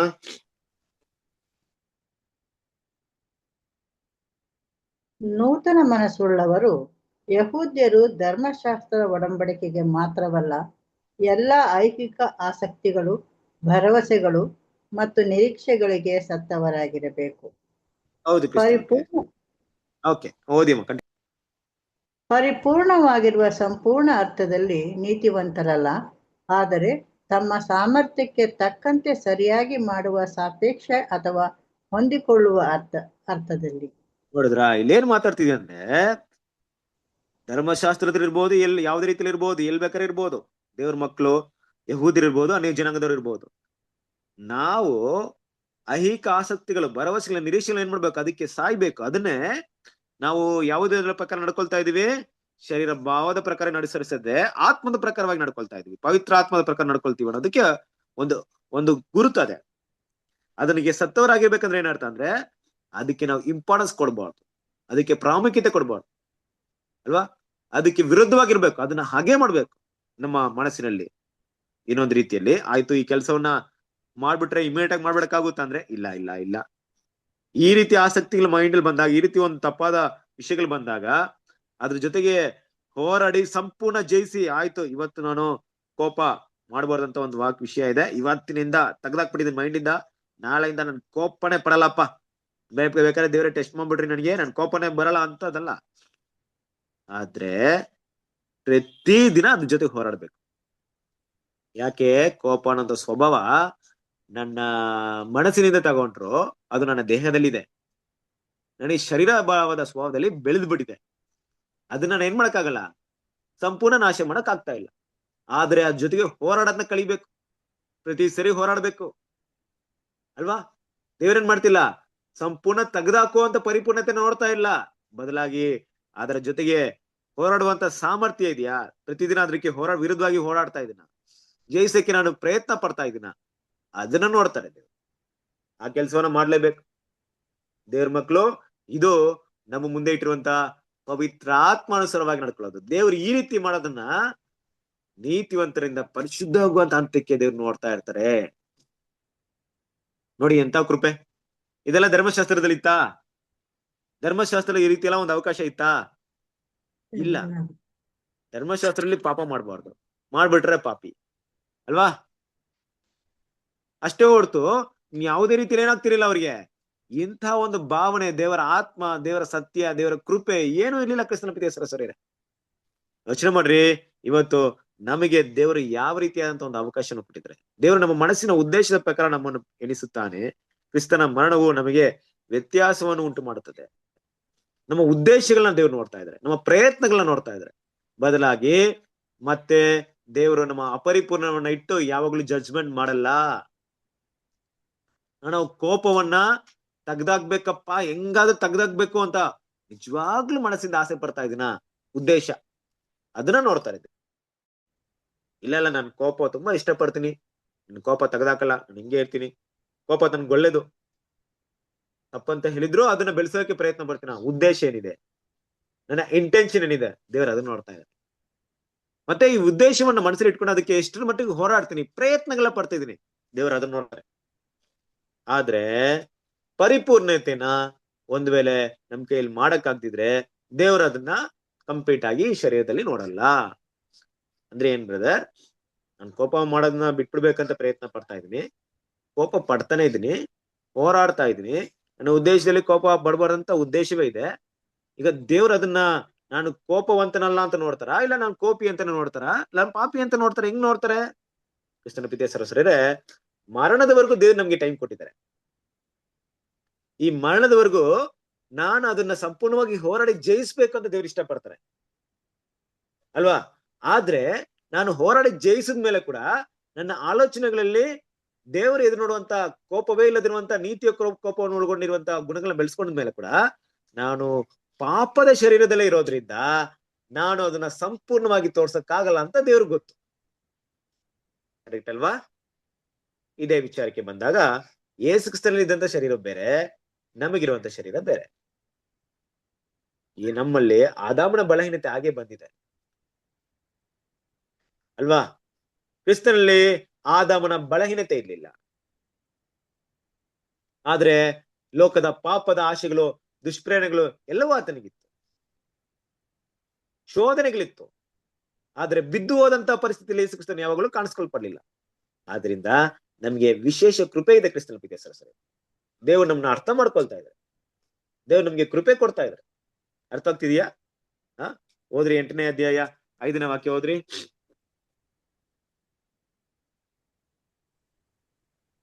ಶರೀರ ಭಾವವನ್ನು ಅನುಸರಿಸುವವರು ಅದಕ್ಕೆ ಸಂಬಂಧಪಟ್ಟವುಗಳ ಮೇಲೆ ಮನಸ್ಸಿಡುತ್ತಾರೆ. ಪವಿತ್ರಾತ್ಮನನ್ನು ಅನುಸರಿಸುವವರು ಪವಿತ್ರಾತ್ಮನಿಗೆ ಸಂಬಂಧಪಟ್ಟವುಗಳ ಮೇಲೆ ಮನಸ್ಸಿಡುತ್ತಾರೆ. ನೋಡಿದ್ರ, ಶರೀರ ಭಾವದ ಸ್ವಭಾವ ಅಂದ್ರೆ ಶರೀರ ಭಾವವನ್ನು ಅನುಸರಿಸುವವರು ಅದಕ್ಕೆ ಸಂಬಂಧಪಟ್ಟವುಗಳ ಮೇಲೆ ಮನಸ್ಸಿಡುತ್ತಾರೆ. ಪವಿತ್ರಾತ್ಮನ ಅನುಸರಿಸುವವರು ಪವಿತ್ರಾತ್ಮನಿಗೆ ಸಂಬಂಧಪಟ್ಟವುಗಳ ಮೇಲೆ ಮನಸ್ಸಿಡುತ್ತಾರೆ. ಕರೆಕ್ಟಾ? ನಾವೇನ್ ಮಾಡಕ್ ಬಂದಿದೀವಿ? ಶರೀರ ಭಾವದ ಸ್ವಭಾವವನ್ನು ಅನುಸರಿಸಿ ಬಂದಿಲ್ಲ. ನಾವು ಪವಿತ್ರಾತ್ಮವನ್ನು ಅನುಸರಿಸುವುದಕ್ಕೆ ಬಂದಿದ್ದೀವಿ. ದೇವರ ವಾಕ್ಯ ಹೇಗಿರುತ್ತೋ ಅಂತ ಒಂದು ವಿಷಯಗಳನ್ನ ಮಾಡೋದಕ್ಕೆ ಬಂದಿದ್ವಿ. ಅಂದ್ರೆ ನಮ್ಮ ಉದ್ದೇಶಗಳು ಹೇಗಿರುತ್ತೆ ನೋಡಿ. ಶರೀರದಿಂದ ಹುಟ್ಟಿದ್ದು ಶರೀರವೇ, ಆತ್ಮದಿಂದ ಹುಟ್ಟಿದ್ದು ಆತ್ಮವೇ. ಅಂದ್ರೆ ಶರೀರದಿಂದ ಹುಟ್ಟಿದ್ದೇನಪ್ಪಾ ಅಂದ್ರೆ ಈ ಲೋಕದ ಮನುಷ್ಯನ ಆದಾಮನ ಎಲ್ಲಾ ಬಲಹೀನತೆಗಳು ಈ ಶರೀರದಲ್ಲೇ ಇದೆ. ಆದ್ರೆ ಈ ಶರೀರದಲ್ಲಿ ನಾವಂತೂ ಇರಲ್ವಲ್ಲ. ನಮಗೆ ಕೊಟ್ಟಿರುವಂತ ವಾಗ್ದಾನ ಏನಿದೆ? ನೀವು ಪರಿಪೂರ್ಣವಾದ್ಮೇಲೆ ಇದೇ ಶರೀರದಲ್ಲಿ ನೀವು ಪರಿಪೂರ್ಣವಾಗಿ ಇರ್ತೀರಾ ಅಂತ ದೇವರು ವಾಗ್ದಾನ ಮಾಡಿದಾರಾ? ಇಲ್ಲ. ನಮ್ಗೆ ಕೊಟ್ಟಿರೋಂತ ವಾಗ್ದಾನ ಏನೋ, ಈ ಶರೀರವನ್ನು ಬಿಟ್ಬಿಡ್ತೀರಾ. ಈ ಶರೀರ ನಿಮ್ಗೆ ಸ್ವಂತವಾದದ್ದಲ್ಲ. ನೂತನ ಶರೀರವನ್ನ ಕೊಡ್ತೀನಿ, ಆತ್ಮಿಕ ಶರೀರವನ್ನ ಕೊಡ್ತೀನಿ. ಆದ್ರಿಂದ ಈ ಶರೀರದಲ್ಲಿ ಹುಟ್ಟಿದಂತ ಎಲ್ಲಾ ವಿಷಯಗಳು ಶರೀರದಲ್ಲೇ ಅಡಕವಾಗಿರೋದ್ರಿಂದ ಶರೀರದಲ್ಲೇ ಇರುತ್ತೆ. ಆ ಶರೀರ ನಾಶವರೆಗೂ ಶರೀರದ ಸ್ವಭಾವ ಇರುತ್ತೆ. ಆತ್ಮದಿಂದ ಹುಟ್ಟಿದ್ದು ಅಂದ್ರೆ ಆತ್ಮದಿಂದ ಹುಟ್ಟಿದಂತ ಒಳ್ಳೆ ಗುಣಗಳು ನಾವು ಬೆಳೆಸ್ಕೊಂಡಾದ್ಮೇಲೆ ಆ ಒಂದು ಒಳ್ಳೆ ಗುಣಗಳಿಗೆ ಈ ಶರೀರ ಸೂಟೇಬಲ್ ಅಲ್ಲ. ಆ ಒಂದು ಒಳ್ಳೆಯ ಕ್ರಿಸ್ತನ ಗುಣಲಕ್ಷಣಗಳಿಗೆ ಈ ಶರೀರ ಅದಕ್ಕೆ ಸೂಟಬಲ್ ಆಗಲ್ಲ. ಆಗ ದೇವರೇ ನಿರ್ಧಾರ ಮಾಡ್ತಾರೆ, ನೀನು ಬೆಳೆಸ್ಕೊಂಡಿರುವಂತ ಒಳ್ಳೆ ಗುಣಗಳಿಗೆ ಈ ಬಿದ್ದು ಹೋದಂತ ಶರೀರ ಸರಿಯಾಗಿರಲ್ಲಪ್ಪ ಅಂತ ನಾನು ನಿಮ್ಗೆ ಹೊಸ ಒಂದು ದೇಹವನ್ನು ಕೊಡ್ತೀನಿ. ಆ ದೇಹದಲ್ಲಿ ಈ ಮೈಂಡ್ ಇದ್ರೆ ತುಂಬಾ ಚೆನ್ನಾಗಿರುತ್ತೆ ಅಂತ ತಿಳ್ಕೊಳ್ತಾರೆ. ಅಂತವ್ರಿಗೆ ದೇವ್ರ ಏನ್ ಮಾಡ್ತಾರೆ? ನೂತನ ಶರೀರವನ್ನ ಕೊಡ್ತಾರೆ. ಆಗಿರ್ಬೇಕಾದ್ರೆ ಕ್ರಿಸ್ತನ ಪ್ರೀತಿಯ ಸಹೋದರರೇ, ಅದನ್ನ ನೋಡ್ಬೇಕಾದ್ರೆ ಈ ವಿಷಯವನ್ನು ಓದ್ರಿ ಇದನ್ನ. ಕ್ರಿಸ್ತನಲ್ಲಿರುವವನು ಹೊಸ ಮಹತ್ವಾಕಾಂಕ್ಷೆಗಳನ್ನ ಮತ್ತು ಗುರಿಗಳನ್ನು ಹೊಂದಿದ್ದಾನೆ. ಅವನ ಪ್ರೀತಿಯು ನ್ಯಾಯಯುತ, ಶುದ್ಧ, ಒಳ್ಳೆಯದು ಮತ್ತು ನೀತಿವಂತ ವಿಷಯಗಳ ಮೇಲಿರುತ್ತದೆ ಮತ್ತು ಅವನು ತನ್ನ ನಡವಳಿಕೆ ಮೂಲಕ ತನ್ನ ಹೃದಯದ ಹಾಸ್ಯಗಳನ್ನ ತೋರಿಸುತ್ತಾನೆ. ನೋಡಿದ್ರ, ಕ್ರಿಸ್ತನಲ್ಲಿರುವವನು ಹೊಸ ಮಹತ್ವಾಕಾಂಕ್ಷೆಗಳು ಮತ್ತು ಗುರಿಗಳನ್ನು ಹೊಂದಿದ್ದಾನೆ. ಇದಕ್ ಮೊದಲು ನಮ್ಗೆ ತುಂಬಾ ಗುರಿಗಳಿತ್ತು. ಕ್ರಿಸ್ತನಲ್ಲಿರುವವರಿಗೆ ಗುರಿಗಳಿದ್ಯಾ? ನಮ್ಗೆ ಗುರಿ ಇದೆಯಾ? ಹೌದು, ನಮ್ಮ ಮಹತ್ವಾಕಾಂಕ್ಷೆ ಇದೆ. ಮಹತ್ವಾಕಾಂಕ್ಷೆ ಅಂದ್ರೆ ಏನಪ್ಪಾ? ಆಕಾಂಕ್ಷೆಯಲ್ಲೇ ತುಂಬಾ ಉನ್ನತವಾದದ್ದು, ತುಂಬಾ ಗ್ರೇಟ್ ಅಲ್ವಾ? ಏನ್ ಮಾಡ್ಬೇಕಂತ ಇಷ್ಟಪಡ್ತಿದ್ದೀನಿ ಮಕ್ಳು ಕೇಳಿದ್ರೆ, ನಾನು ಏನ್ ಮಾಡ್ಬೇಕಂತಿದ್ದೀನಿ ಅಂದ್ರೆ ನಾನು SLC ವರೆಗೂ ಓದ್ಬೇಕಂತಿದ್ದೀನಿ, ಅದು ಓದೋಕೆ. ಇಲ್ಲ ನಾನು MBBS ಮಾಡ್ಬೇಕಂತಿದ್ದೀನಿ, ಸ್ವಲ್ಪ ದೊಡ್ಡ ಒಂದು ಆಸೆ. ಇಲ್ಲ ನಾನು ಏನ್ ಮಾಡ್ಬೇಕು, ಒಬ್ಬ ಸೈಂಟಿಸ್ಟ್ ಆಗ್ಬೇಕಂತಿದ್ದೀನಿ. ಇಲ್ಲ ನಾನು ಏನ್ ಮಾಡ್ತಿದ್ದೀನಿ, ಈ ರಾಷ್ಟ್ರದ ದೊಡ್ಡ ಪ್ರಧಾನಿ ಆಗ್ಬೇಕಂತ ಆಸೆ ಪಡ್ತಾ ಇದ್ದೀನಿ. ಏನಪ್ಪಾ ಅಂದ್ರೆ ಇದೆಲ್ಲ ದೊಡ್ಡ ದೊಡ್ಡ ಗುರಿಗಳು, ಮಹತ್ವಾಕಾಂಕ್ಷೆಗಳು. ಆಕಾಂಕ್ಷೆ ಅಂದ್ರೆ ಅವ್ರು ಇಷ್ಟಪಡುವಂಥದ್ದು, ಬಯಸುವಂಥದ್ದು, ಅದರಲ್ಲಿ ಮಹತ್ವಾಕಾಂಕ್ಷೆ. ನೂತನ ಸೃಷ್ಟಿಗಳಾದಂತ ದೇವರ ಮಕ್ಕಳಿಗಿರುವಂತ ಮಹತ್ವಾಕಾಂಕ್ಷೆ ಏನಿದೆ, ನಮ್ಮ ಮುಂದೆ ಇರುವಂತಹ ಮಹತ್ವಾಕಾಂಕ್ಷೆಗಳ ಮುಂದೆ ಈ ಲೋಕದ ಯಾವುದೇ ಮಹತ್ವಾಕಾಂಕ್ಷೆಗಳು ಸರಿಸಾಟಿ ಅಲ್ಲ. ಕರೆಕ್ಟಾ? ಆ ಮಹತ್ವಾಕಾಂಕ್ಷೆ ನಮ್ಗಿರ್ಬೇಕು. ಇದೆಯಾ? ಆ ಮಹತ್ವಾಕಾಂಕ್ಷೆನ ಹಿಂದೆ ಓಡಿ ಆ ಗುರಿಯನ್ನು ಮುಟ್ಟುವಂತ ಬಯಕೆ ನಮ್ಮಲ್ಲಿ ಇರ್ಬೇಕು. ಇದೆಯಾ? ಯೋಚನೆ ಮಾಡ್ರಿ. ಕ್ರಿಸ್ತರಿಗೆ ಮೊದಲಿಗಿತ್ತಿ ಆಗೋದು ಎಂತ ದೊಡ್ಡ ಮಹತ್ವಾಕಾಂಕ್ಷೆ. ಕ್ರಿಸ್ತನ ಜೊತೆಗೆ ಆಳ್ವಿಕೆ ಮಾಡುವಂಥದ್ದು ಎಷ್ಟು ದೊಡ್ಡ ಮಹತ್ವಾಕಾಂಕ್ಷೆ. ದೇವರ ಮಕ್ಕಳಾಗಿರುವಂತ ವಿಷಯನ ಈ ಒಂದು ದೇಹದಿಂದ ನಾವು ಅಮರತ್ವದ ಜೀವನ ಪಡ್ಕೊಳ್ಳೋದು ಎಷ್ಟು ದೊಡ್ಡ ಮಹತ್ವಾಕಾಂಕ್ಷೆ. ಇದೆಲ್ಲ ನಮ್ಮ ಮುಂದೆ ದೇವ್ರು ಇಟ್ಟಿದ್ದಾರೆ ತಾನೆ. ಇದನ್ನ ಆಸೆ ಪಡ್ರಿ ಅಂತ ಇಟ್ಟಿದ್ದಾರೆ ತಾನೆ. ಆ ಬಿರುದು ಅಲ್ವಾ? ಈ ಕ್ರಿಕೆಟ್ ಎಲ್ಲ ಆಡ್ಬೇಕಾದ್ರೆ ಒಂದು ಕ್ರಿಕೆಟ್ ಫೈನಲ್ ವರ್ಲ್ಡ್ ಕಪ್ ಅಲ್ಲಿ ಆಟ ಆಡ್ತಿರುವಂತ ವ್ಯಕ್ತಿ, ಆ ಒಂದು ಸ್ಪೋರ್ಟ್ಸ್ ಮ್ಯಾನ್ ಯಾವ ರೀತಿ ಇರ್ತಾರೆ ಅಂದ್ರೆ, ಆ ಕಪ್, ವರ್ಲ್ಡ್ ಕಪ್ ಇದೆಲ್ಲ, ಇಡೀ ಪ್ರಪಂಚಕ್ಕೆ ಒಂದೇ ಒಂದು ಕಪ್ ಯಾರು ಪಡ್ಕೊಳ್ತಾರ ಅಂದ್ಬಿಟ್ಟು ಅದ್ಮೇಲೆ ಅವ್ರಿಗೆ ಆಕಾಂಕ್ಷೆ ಇರುತ್ತಾ ಇರಲ್ವಾ? ಹಿಂಗಾದ್ರೂ ಪಡ್ಕೊಬೇಕಂತ ಆಸೆ ಇರುತ್ತಾ ಇರಲ್ವಾ? ಇರುತ್ತೆ. ಇಲ್ದಿದ್ರೆ ಆತನ ಗುರಿನ ಮುಟ್ಟಕ್ಕಾಗಲ್ಲ. ಆ ಮಹತ್ವಾಕಾಂಕ್ಷೆ ಆ ಗುರಿನ ಮುಟ್ಸಕ್ಕೆ ಪ್ರಯತ್ನ ಪಡುವಂತೆ ಮಾಡುತ್ತೆ, ಹೋರಾಡೋದಕ್ಕೆ ಶಕ್ತಿಯನ್ನು ಕೊಡುತ್ತೆ. ಆ ಮಹತ್ವಾಕಾಂಕ್ಷೆ ಇಲ್ದಿದ್ರೆ ಏನ್ ಮಾಡಕ್ಕಾಗಲ್ಲ. ಆ ಪ್ರಯತ್ನ ಇರಲ್ಲ, ಆ ಗುರಿ ಮುಟ್ಟಕ್ಕೆ ಪ್ರತಿದಿನ ಮಾಡುವಂತ ಕೆಲಸಗಳಿರಲ್ಲ. ದೇವ್ರ ಮಕ್ಕಳು ನಮಗಿದೆಯಾ? ನಮಗಿರ್ಬೇಕು. ಹೌದು, ನಾನು ಸಭೆ ಆಗ್ಬೇಕಪ್ಪ, ಕ್ರಿಸ್ತನ್ ಮೊದಲಿಗಿತ್ತಿ ಆಗ್ಬೇಕಂತೆಲ್ಲ. ಕ್ರಿಸ್ತನ್ ಮೊದಲಿಗಿತ್ತಿ ಹೇಗಾದ್ರೆ ಆಗ್ಲೇಬೇಕು. ಏನ್ ಮಾಡ್ಬೇಕು ಅದಕ್ಕೆ? ಆ ಒಂದು ಗುರಿನ ಮುಟ್ಟಕ್ಕೆ ಪ್ರತಿದಿನ ಏನ್ ಮಾಡ್ಬೇಕಂತ ದೊಡ್ಡ ಆಕಾಂಕ್ಷೆ ಇರ್ಬೇಕು ನಮ್ಗೆ. ಇಟ್ಕೊಂಡಿದೀವಲ್ಲ, ಇಟ್ಕೊಳ್ಬೇಕು. ಇಲ್ಲ ಅಂದ್ರೆ ದಯವಿಟ್ಟು ಇಟ್ಕೊಳ್ಳಿ, ಇಲ್ಲ ಅಂದ್ರೆ ಖಂಡಿತ ಆಗಲ್ಲ. ಮುಂದೆ ಗುರು ಇರ್ಬೇಕು, ಮುಂದೆ ಗುರಿ ಇರ್ಬೇಕು, ಹಿಂದೆ ಗುರು ಇರ್ಬೇಕು ಅಂತ ಹೇಳ್ತಾರಲ್ವಾ. ಮುಂದೆ ಗುರು ಇರ್ಬೇಕು, ಹಿಂದೆ ಗುರಿ ಇರ್ಬೇಕು, ಜೊತೆಗೆ ನಮ್ಗೊಂದು ಉರಿ ಇರ್ಬೇಕು. ಉರಿ ಅಂದ್ರೆ ಏನು? ಝೀಲ್ ಇರ್ಬೇಕು. ಹೇಗಾದ್ರೂ ಆ ಗುರಿನ ಮುಟ್ಬೇಕು ಅನ್ಬಿಟ್ಟು ಅಂತ ಒಂದ್ ವ್ಯಕ್ತಿಗೆ ಗುರು ಗೈಡ್ ಮಾಡ್ತಾರೆ ಆ ಗುರಿನ ಮುಟ್ಟೋದಿಕ್ಕೆ. ಇಲ್ಲ ಅಂದ್ರೆ ನಾವೇನ್ ಮಾಡಕ್ಕಾಗಲ್ಲ, ಮುಟ್ಟಕ್ಕಾಗಲ್ಲ. ಈ ರೀತಿ ಮಹತ್ವಾಕಾಂಕ್ಷೆಯನ್ನು ಬೆಳೆಸ್ಕೊಳ್ಳದೆ ನೂತನ ಅಂದ್ರೆ ಶರೀರದ ಸ್ವಭಾವನ ಬಿಟ್ಟು ಆತ್ಮಿಕ ಪವಿತ್ರಾತ್ಮ ಸ್ವಭಾವವಾಗಿ ನಡ್ಕೊಳ್ಳೋದು. ಅವನ ಪ್ರೀತಿಯು ನ್ಯಾಯಯುತವಾಗಿರುತ್ತೆ, ಶುದ್ಧ, ಒಳ್ಳೆಯದು ಮತ್ತು ನೀತಿವಂತ ವಿಷಯಗಳ ಮೇಲೆ ಇರುತ್ತೆ. ಇಂಥ ವಿಷಯಗಳ ಮೇಲೆ ನಮ್ಮ ಭಾವನೆ ಇದೆಯಾ? ಇದನ್ನ ಬೆಳೆಸ್ಬೇಕಂತ ಪ್ರತಿದಿನ ಯೋಚನೆ ಮಾಡ್ತಾ ಇದೀವ? ಇಂಥ ಒಂದು ಒಳ್ಳೆ ವಿಷಯಗಳನ್ನ ಪ್ರತಿದಿನ ಥಿಂಕ್ ಮಾಡ್ತಾ ಇದೀವ? ನಮ್ಮ ಹೃದಯದ ಆಸೆಗಳೆಲ್ಲ ಇದೇ ಆಗಿದ್ಯಾ? ಅದನ್ನ ನಾವು ವ್ಯಕ್ತಪಡಿಸ್ತೀವಿ ಕ್ರಿಸ್ತನ ಪ್ರೀತಿಯ ಸರಿ. ಒಬ್ಬ ಪೈಲಟ್ ಆಗ್ಬೇಕಂತ ಆಸೆ ಇರೋನು ಏನ್ ಮಾಡ್ತಾನೆ? ಅವನು ವ್ಯಕ್ತಪಡಿಸಲ್ವಾ ಅದನ್ನ? ನಾನು ಟ್ರೈನಿಂಗ್ ಹೋಗ್ಬೇಕು, ಫ್ಲೈಟ್ ಹೋಗ್ಬೇಕು, ಎಲ್ಲಾದ್ರೂ ಇದ್ರಲ್ಲಿ ನಾನು ಟ್ರೈನ್ ತಗೋಬೇಕು, ನಾನು ಏರೋಪ್ಲೇನ್ ಓಡಿಸ್ಬೇಕು ಅಂದ್ಬಿಟ್ಟು ಏನ್ ಮಾಡ್ತಾನೆ? ಅದ್ರ ಮೇಲೆ ಗುರಿ ಇರ್ತಾನೆ. ಅವನ ಹೊರನೋಟಿಗೆ ನೋಡುವಂತ ಎಲ್ಲಾ ವಿಷಯಗಳು ಅದನ್ನ ನೋಡ್ಬೋದು ನೀವು. ಯಾವ ಮಗು ಯಾವ ವಿಷಯ ತುಂಬಾ ಆಸೆ ಪಡ್ತಾರೋ ಅದನ್ನ ತುಂಬಾ ಮಾಡ್ತಾ ಇರ್ತಾರೆ. ಒಬ್ರು ಹಾಡ್ಬೇಕಂತ ಆಸೆ ಪಟ್ರೆ ಹಾಡೋದನ್ನ ತುಂಬಾ ಇಷ್ಟ ಪಡ್ತಾರೆ, ಹಾಡ್ತಾ ಇರ್ತಾರೆ. ನಾನು ಸಿಂಗರ್ ಆಗ್ಬೇಕಂತ ಆಸೆ ಪಡ್ತಾ ಇರ್ತಾರೆ. ಕ್ರಿಸ್ತನ ಪ್ರೀತಿಯ ಸರಸರೇ, ಅದು ವ್ಯಕ್ತವಾಗುತ್ತೆ ನಮ್ಮಲ್ಲಿರುವಂತ ಮಹತ್ವಾಕಾಂಕ್ಷೆ ನಮ್ಮ ಗುಣಗಳಲ್ಲಿ ವ್ಯಕ್ತವಾಗ್ತಿದ್ಯಾ? ಎಂತ ಗುಣಗಳು ವ್ಯಕ್ತವಾಗುತ್ತೆ? ಹೋದ್ರಿ ಗಲಾತ್ಯದವರಿಗೆ 5ನೇ ಅಧ್ಯಾಯ 22 ಮತ್ತು 24ನೇ ವಾಕ್ಯ. ಮುಗಿಸೋಣ, 2 minutes. ಆದರೆ ದೇವರಾತ್ಮನಿಂದ ಉಂಟಾಗುವ ಫಲವೇನೆಂದರೆ ಪ್ರೀತಿ, ಸಂತೋಷ, ಸಮಾಧಾನ, ದೀರ್ಘಶಾಂತಿ, ದಯೆ, ಉಪಕಾರ, ನಂಬಿಕೆ, ಸಾಧುತ್ವ, ಕ್ಷಮೆ, ದಮೆ ಇಂಥವುಗಳನ್ನು ಯಾವ ಧರ್ಮಶಾಸ್ತ್ರವೂ ಆಕ್ಷೇಪಿಸುವುದಿಲ್ಲ. ಕ್ರಿಸ್ತ ಯೇಸುವಿನವರು ತಮ್ಮ ಶರೀರ ಭಾವವನ್ನು ಅದರ ವಿಷಯಾಭಿಲಾಷೆ, ಸ್ವೇಚ್ಛಾಭಿಲಾಷೆ ಸಹಿತ ಶಿಲುಬೆಗೆ ಹಾಕಿದವರು. ನೋಡಿದ್ರ ಕ್ರಿಸ್ತನ ಪ್ರೀತಿಯ ಸರಸರೇ, ಇಂತಹ ಒಂದು ವಿಷಯಗಳಲ್ಲಿ ನಮ್ಮ ಮನಸ್ಸಿದ್ರೆ, ಪವಿತ್ರಾತ್ಮ ಅನುಸಾರವಾಗಿ ನಡಿಬೇಕಂತಿದ್ರೆ ನಮ್ಮಲ್ಲಿ ಇಂಥ ಗುಣಗಳನ್ನ ಬೆಳೆಸೋದ್ ಕಡೆಗೆ ನಮ್ಮ ಗಮನವಿರುತ್ತೆ, ನಮ್ಮ ಕಾನ್ಸಂಟ್ರೇಷನ್ ಇರುತ್ತೆ. ಇದ್ರ ಮೇಲೆ ಮಹತ್ವಾಕಾಂಕ್ಷೆನ ಹೊಂದ್ಕೊಂಡಿರ್ತೀವಿ. ದೀರ್ಘ ಶಾಂತಿ, ಸಮಾಧಾನ, ಉಪಕಾರ, ನಂಬಿಕೆ, ಸಾಧುತ್ವ, ಶಮೆದಮೆ ಇಂಥ ಗುಣಗಳನ್ನೆಲ್ಲ ಬರೋದಕ್ಕೆ ನಾನು ಏನ್ ಮಾಡ್ಬೇಕಂತ ಸತತ ಅದ್ರ ಬಗ್ಗೆ ಯೋಚನೆ ಮಾಡ್ತಾ ಇರ್ತೀನಿ, ಅದ್ರ ಬಗ್ಗೆ ಗಮನ ಕೊಡ್ತಾ ಇರ್ತೀನಿ, ಅದಕ್ಕೋಸ್ಕರ ಪ್ರಾರ್ಥನೆ ಮಾಡ್ತಾ ಇರ್ತೀನಿ, ಅದಕ್ಕೋಸ್ಕರ ಸ್ಟಡಿ ಮಾಡ್ತಾ ಇರ್ತೀನಿ. ಜೀವನದ ಕ್ಷಣಗಣಗಳಲ್ಲಿ ಹಲವಾರು ಸಮಯಗಳಲ್ಲಿ ಇಂಥ ಗುಣಗಳನ್ನ ವ್ಯಕ್ತಪಡಿಸಕ್ಕೆ ನಾನು ಪರಿಶ್ರಮ ಪಡ್ತಾ ಇರ್ತೀನಿ. ದೇವರ ಹತ್ರ ಪವಿತ್ರಾತ್ಮನ ಕೇಳ್ತಾ ಇರ್ತೀನಿ. ಯಾಕಂದ್ರೆ ನನ್ನ ಅಭಿಲಾಷೆ, ನನ್ನ ಆಕಾಂಕ್ಷೆ ಲೋಕಕ್ಕೆ ಸಂಬಂಧಪಟ್ಟದಲ್ಲ, ಶರೀರ ಭಾವದ ಅಭಿಲಾಷೆ ಇಲ್ಲ, ಆತ್ಮಿಕ ಅಭಿಲಾಷೆ ಇದೆ, ಮಹತ್ವಾಕಾಂಕ್ಷೆ ಇದೆ. ಅದನ್ನ ವ್ಯಕ್ತಪಡಿಸುವರಾಗಿರ್ತೀನಿ. ಅದಕ್ಕೆ ಬೇಕಾದಂತ ಎಲ್ಲಾ ವಿಷಯಗಳನ್ನ ಪೂರೈಕೆ ಮಾಡುವಂತ ಕೆಲಸ ದೇವರ ಕೈಲಿದೆ. ಪವಿತ್ರಾತ್ಮ ಇರ್ಬೋದು, ದೇವರ ಕೃಪೆ ಇರ್ಬೋದು, ನಮ್ಮನ್ನ ಎಲ್ಲವನ್ನ ಕೊಟ್ಟು ನಡೆಸ್ತಾರೆ. ಇದೆಲ್ಲ ಹೇಗ್ ಸಿಕ್ಕಿದೆ ಅಂದ್ರೆ ಇದೆಲ್ಲ ಕ್ರಿಸ್ತನಲ್ಲಿರುವವರಿಗೆ ನಮಗೆ ಸಿಕ್ಕಿದೆ, ಕ್ರಿಸ್ತನ ಮರಣದಿಂದ ಸಿಕ್ಕಿದೆ. ಇದು ಧರ್ಮಶಾಸ್ತ್ರದವರಿಗೆ ಸಿಗೋದೇ ಇಲ್ಲ. ಆದ್ರಿಂದ ನೋಡ್ರಿ, ನಾವು ಎಷ್ಟು ಬ್ಲೆಸ್ಸಡ್ ಆಗಿದ್ವಿ, ಎಷ್ಟು ಆಶೀರ್ವದಿಸಲ್ಪಟ್ಟ ಜನರಾಗಿದ್ವಿ. ಖಂಡಿತವಾಗ್ಲೂ ದೇವರು ವರವನ್ನ ಕೊಡ್ತಾರೆ, ಆದ್ರೆ ಫಲವನ್ನ ಯಾರು ಕೊಡ್ಬೇಕು?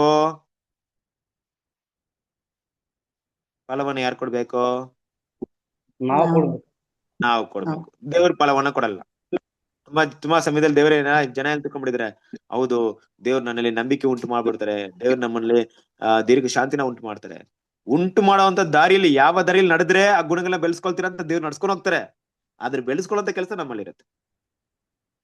ಕೆಲವೊಂದು ಕಷ್ಟವಾದ ದಾರಿಯಲ್ಲಿ ನಡೆಸೋದ್ರಿಂದ ನನಗೆ ದೀರ್ಘ ಶಾಂತಿ ಬರುತ್ತಾ ಅಂತ ದೇವ್ರಿಗೆ ಗೊತ್ತಾದ್ರೆ ಅದೇ ಕಷ್ಟವಾದ ದಾರಿಯಲ್ಲೇ ದೇವ್ರು ನಮ್ಮನ್ನ ನಡೆಸೋದು. ನಡೆದ ಮೇಲೇನು ಗುಣಗಳನ್ನ ಬೆಳೆಸ್ಕೊಂಡಿಲ್ಲ ಅಂದ್ರೆ ಏನ್ ಮಾಡೋದು ಅಲ್ವಾ? ಅದರಿಂದ ದೇವ್ರ ಮಕ್ಕಳು ಬರುವಂತ ದಿನಗಳಲ್ಲಿ ಇದ್ರ ಮೇಲೆ ಮನಸ್ಸಿಟ್ಕೊಳ್ಳೋಣ. ನಾವು ಕೂಡ ಶರೀರಾದಿನ ಸ್ವಭಾವವಾಗಿ ನಡೆಯದೆ ಪವಿತ್ರಾತ್ಮಾನುಸಾರವಾಗಿ ಮೇಲಿನವುಗಳ ಮೇಲೆ ಮನಸ್ಸಿಟ್ಟು ದೇವರಿಗೆ ಮೆಚ್ಚುಗೆಯಾದ ಕೆಲಸ ಮಾಡೋದಕ್ಕೆ ಪ್ರಯತ್ನವನ್ನ ಪಡೋಣ. ನಮ್ಮ ಆಸಕ್ತಿ, ನಮ್ಮ ಮಹತ್ವಾಕಾಂಕ್ಷೆ ಅದೇ ಆಗಿರ್ಬೇಕು. ನಮ್ಮ ಗುರಿ ಕೂಡ ಅದೇ ಆಗಿರ್ಬೇಕು. ಅದ್ರ ಮೇಲೆ ಗಮನವಿಟ್ಟು ಓಡೋದಿಕ್ಕೆ ದೇವ್ರು ನಮಗೆ ಸಹಾಯ ಮಾಡ್ಲಿ. ಬರುವಂತ ದಿನಗಳಲ್ಲಿ ದೇವರಿಗೆ ಉಚಿತವಾದ್ರೆ ಮುಂದಿನ ವಾಕ್ಯಗಳನ್ನ ಸ್ಟಡಿ ಮಾಡೋಣ. ದೇವರು ಇವತ್ತಿನ ಪಾಠವನ್ನ ಆಶೀರ್ವದಿಸಲಿ. ಆಮೆನ್. Thank you. ಓಕೆ, ಕ್ರಿಸ್ತನ್ ಲಿಪಿತೇಶ್ವರ ಸರಿಯೇ ಇವತ್ತಿನ ರಾತ್ರಿ ಗೀತೆನ ಯಾರು ಓದ್ತೀರಾ? ಓದ್ಬೇಕಾ ಬ್ರದರ್? ಓದಿ ಓದಿ.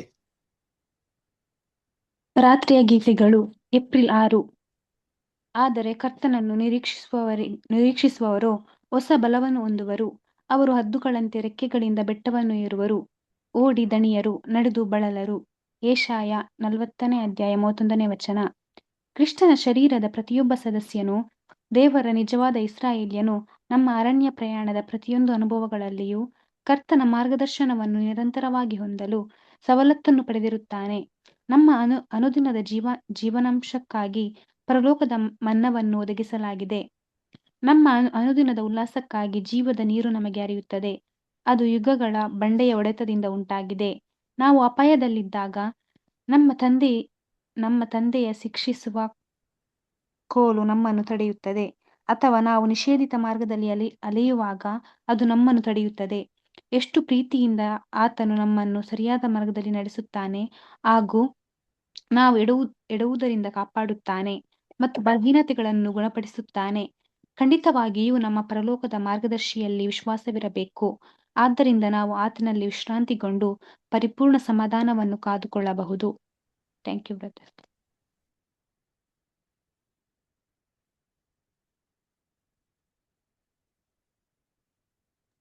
Thank you sister, thank you. ಕ್ರಿಸ್ತನ್ ಲಿಪಿತೇಶ್ವರ ಸರಿಯೇ ಇವತ್ತಿನ ರಾತ್ರಿ ಗೀತೆ ತುಂಬಾ ಒಳ್ಳೆ ಒಂದು ವಿಷಯವನ್ನ ನಮ್ಗೆ ಹೇಳ್ಕೊಡ್ತಿದೆ. ದಯವಿಟ್ಟು ಅದನ್ನ ಸ್ಟಡಿ ಮಾಡ್ರಿ ಅಲ್ವಾ, ಖಂಡಿತವಾಗ್ಲೂ ತುಂಬಾ ಪ್ರಯೋಜನವಾಗುತ್ತೆ. ನೋಡಿ, ಪ್ರತಿಯೊಂದು ಸರಿ ನಾವು ಓದಿದಂತ ವಿಷಯಕ್ಕೆ ಸಂಬಂಧಪಟ್ಟ ಹಾಗೆ ಹಲವಾರು ವಿಷಯ ಅದಕ್ಕೆ ಸಪೋರ್ಟ್ ಆಗಿಯೇ ಕೂಡ ಇದೆ ಅಲ್ವಾ. ಆದ್ರೆ ಕರ್ತನನ್ನು ನಿರೀಕ್ಷಿಸುವವರು ಹೊಸ ಬಲವನ್ನು ಹೊಂದರು. ಅವರ ಹದ್ದುಗಳಂತೆ ರೆಕ್ಕೆಗಳಿಂದ ಬೆಟ್ಟವನ್ನು ಏರುವರು, ಓಡಿ ದಣಿಯರು, ನಡೆದು ಬಳಲರು. ಹೌದು ಕ್ರಿಸ್ತನ ಲಿಪಿತೇಶ್ವರ ಸರಿಯೇ ನಾವು ಶರೀರದ ಭಾವವನ್ನು ಅನುಸರಿಸಿದ ಪವಿತ್ರಾತ್ಮ ಅನುಸರುವಂತ ಎಲ್ರು ಕೂಡ ಈ ಒಂದು ವಾಕ್ಯ ವಾಗ್ದಾನವಾಗಿ ಕೊಡಲ್ಪಟ್ಟಿದೆ ಅಲ್ವಾ. ಹಾಗಿರ್ಬೇಕಾದ್ರೆ ನಾವು ಮಾಡುವಂತ ಪ್ರತಿಯೊಂದು ವಿಷಯದಲ್ಲಿ ಕೂಡ ದೇವರು ನಮ್ಗೆ ಸಹಾಯವಾಗಿದ್ದಾರೆ. ಲೋಕದ ಮನ್ನವನ್ನು ಕೊಡ್ತಾರೆ, ಜೀವದ ನೀರನ್ನು ಕೊಡ್ತಾ ಇದ್ದಾರೆ. ಎಲ್ಲ ವಿಷಯಗಳನ್ನ ತಂದೆ ದೇವ್ರು ನಮ್ಗೆ ಪೂರೈಕೆ ಮಾಡ್ತಾ ಇದ್ರೆ, ನಾವು ತಪ್ಪು ಮಾಡಿದಾಗ ಆತನ ಶಿಕ್ಷಿಸುವ ಕೋಲ್ ನಮ್ಮನ್ನ ತಡೆಯುತ್ತೆ. ಕೆಲವೊಂದು ಟೈಮಲ್ಲಿ ನಾವು ತಪ್ಪಾದ ಮಾರ್ಗದಲ್ಲಿ ಹೋದಾಗ ದೇವ್ರು ನಮ್ಮನ್ನ ಏನ್ ಮಾಡ್ತಾರೆ, ತಮ್ಮ ಒಂದು ಆತ್ಮದ ಮೂಲಕ ನಮ್ಮನ್ನ ಗೈಡ್ ಮಾಡಿ ಅಲ್ಲಿಂದ ಕರ್ಕೊಂಡ್ ಬರ್ತಾರೆ. ಖಂಡಿತವಾಗ್ಲೂ ನಮ್ಮ ಬಲಹೀನತೆಗಳಿದ್ರು ಕೂಡ ಅದನ್ನ ಏನ್ ಮಾಡ್ತಾರೆ, ಗುಣಪಡಿಸ್ತಾರೆ. ನೋಡಿ, ಎಷ್ಟೊಂದು ವಿಷಯ ಇದೆ ಅಲ್ವಾ. ನಾವು ದೇವರ ಮೇಲೆ ಇರುವಂತ ನಂಬಿಕೆ ಇನ್ನೂ ಹೆಚ್ಚಿಸ್ಬೇಕು, ದೇವರ ದಾರಿ ನಡೆಯುವಂತಹ ಗುಣಗಳನ್ನ ಇನ್ನೂ ಬೆಳೆಸ್ಕೊಬೇಕು. ಹಾಗಾಗಿ ಇದನ್ನ ಧ್ಯಾನ ಮಾಡ್ರಿ. ಇವತ್ತಿನ ರಾತ್ರಿ ಗೀತೆ ನಿಮ್ಗೆ ತುಂಬಾ ಪ್ರಯೋಜನವಾಗಿರುತ್ತೆ ಅಂತ ಅನ್ಕೊಳ್ತೀನಿ. ದೇವರು ಎಲ್ಲವನ್ನು ಆಶೀರ್ವದಿಸಲಿ. ಕೊನೆಯದಾಗಿ ನಾವು ಪ್ರಾರ್ಥನೆ ಮಾಡಿ ಈ ಕೂಟವನ್ನ ಅಂತ್ಯ ಮಾಡೋಣ. ಬಸವರಾಜ್ ಬ್ರದರ್, ಪ್ರಾರ್ಥನೆ ಮಾಡ್ತೀರಾ?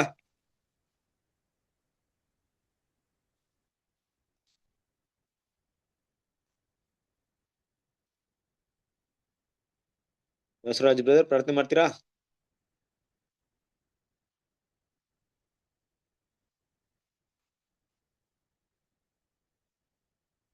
ಓಕೆ, ಮೋಹನ್ ರಾಜ್ ಬ್ರದರ್, ಪ್ರಾರ್ಥನೆ ಮಾಡ್ತೀರಾ?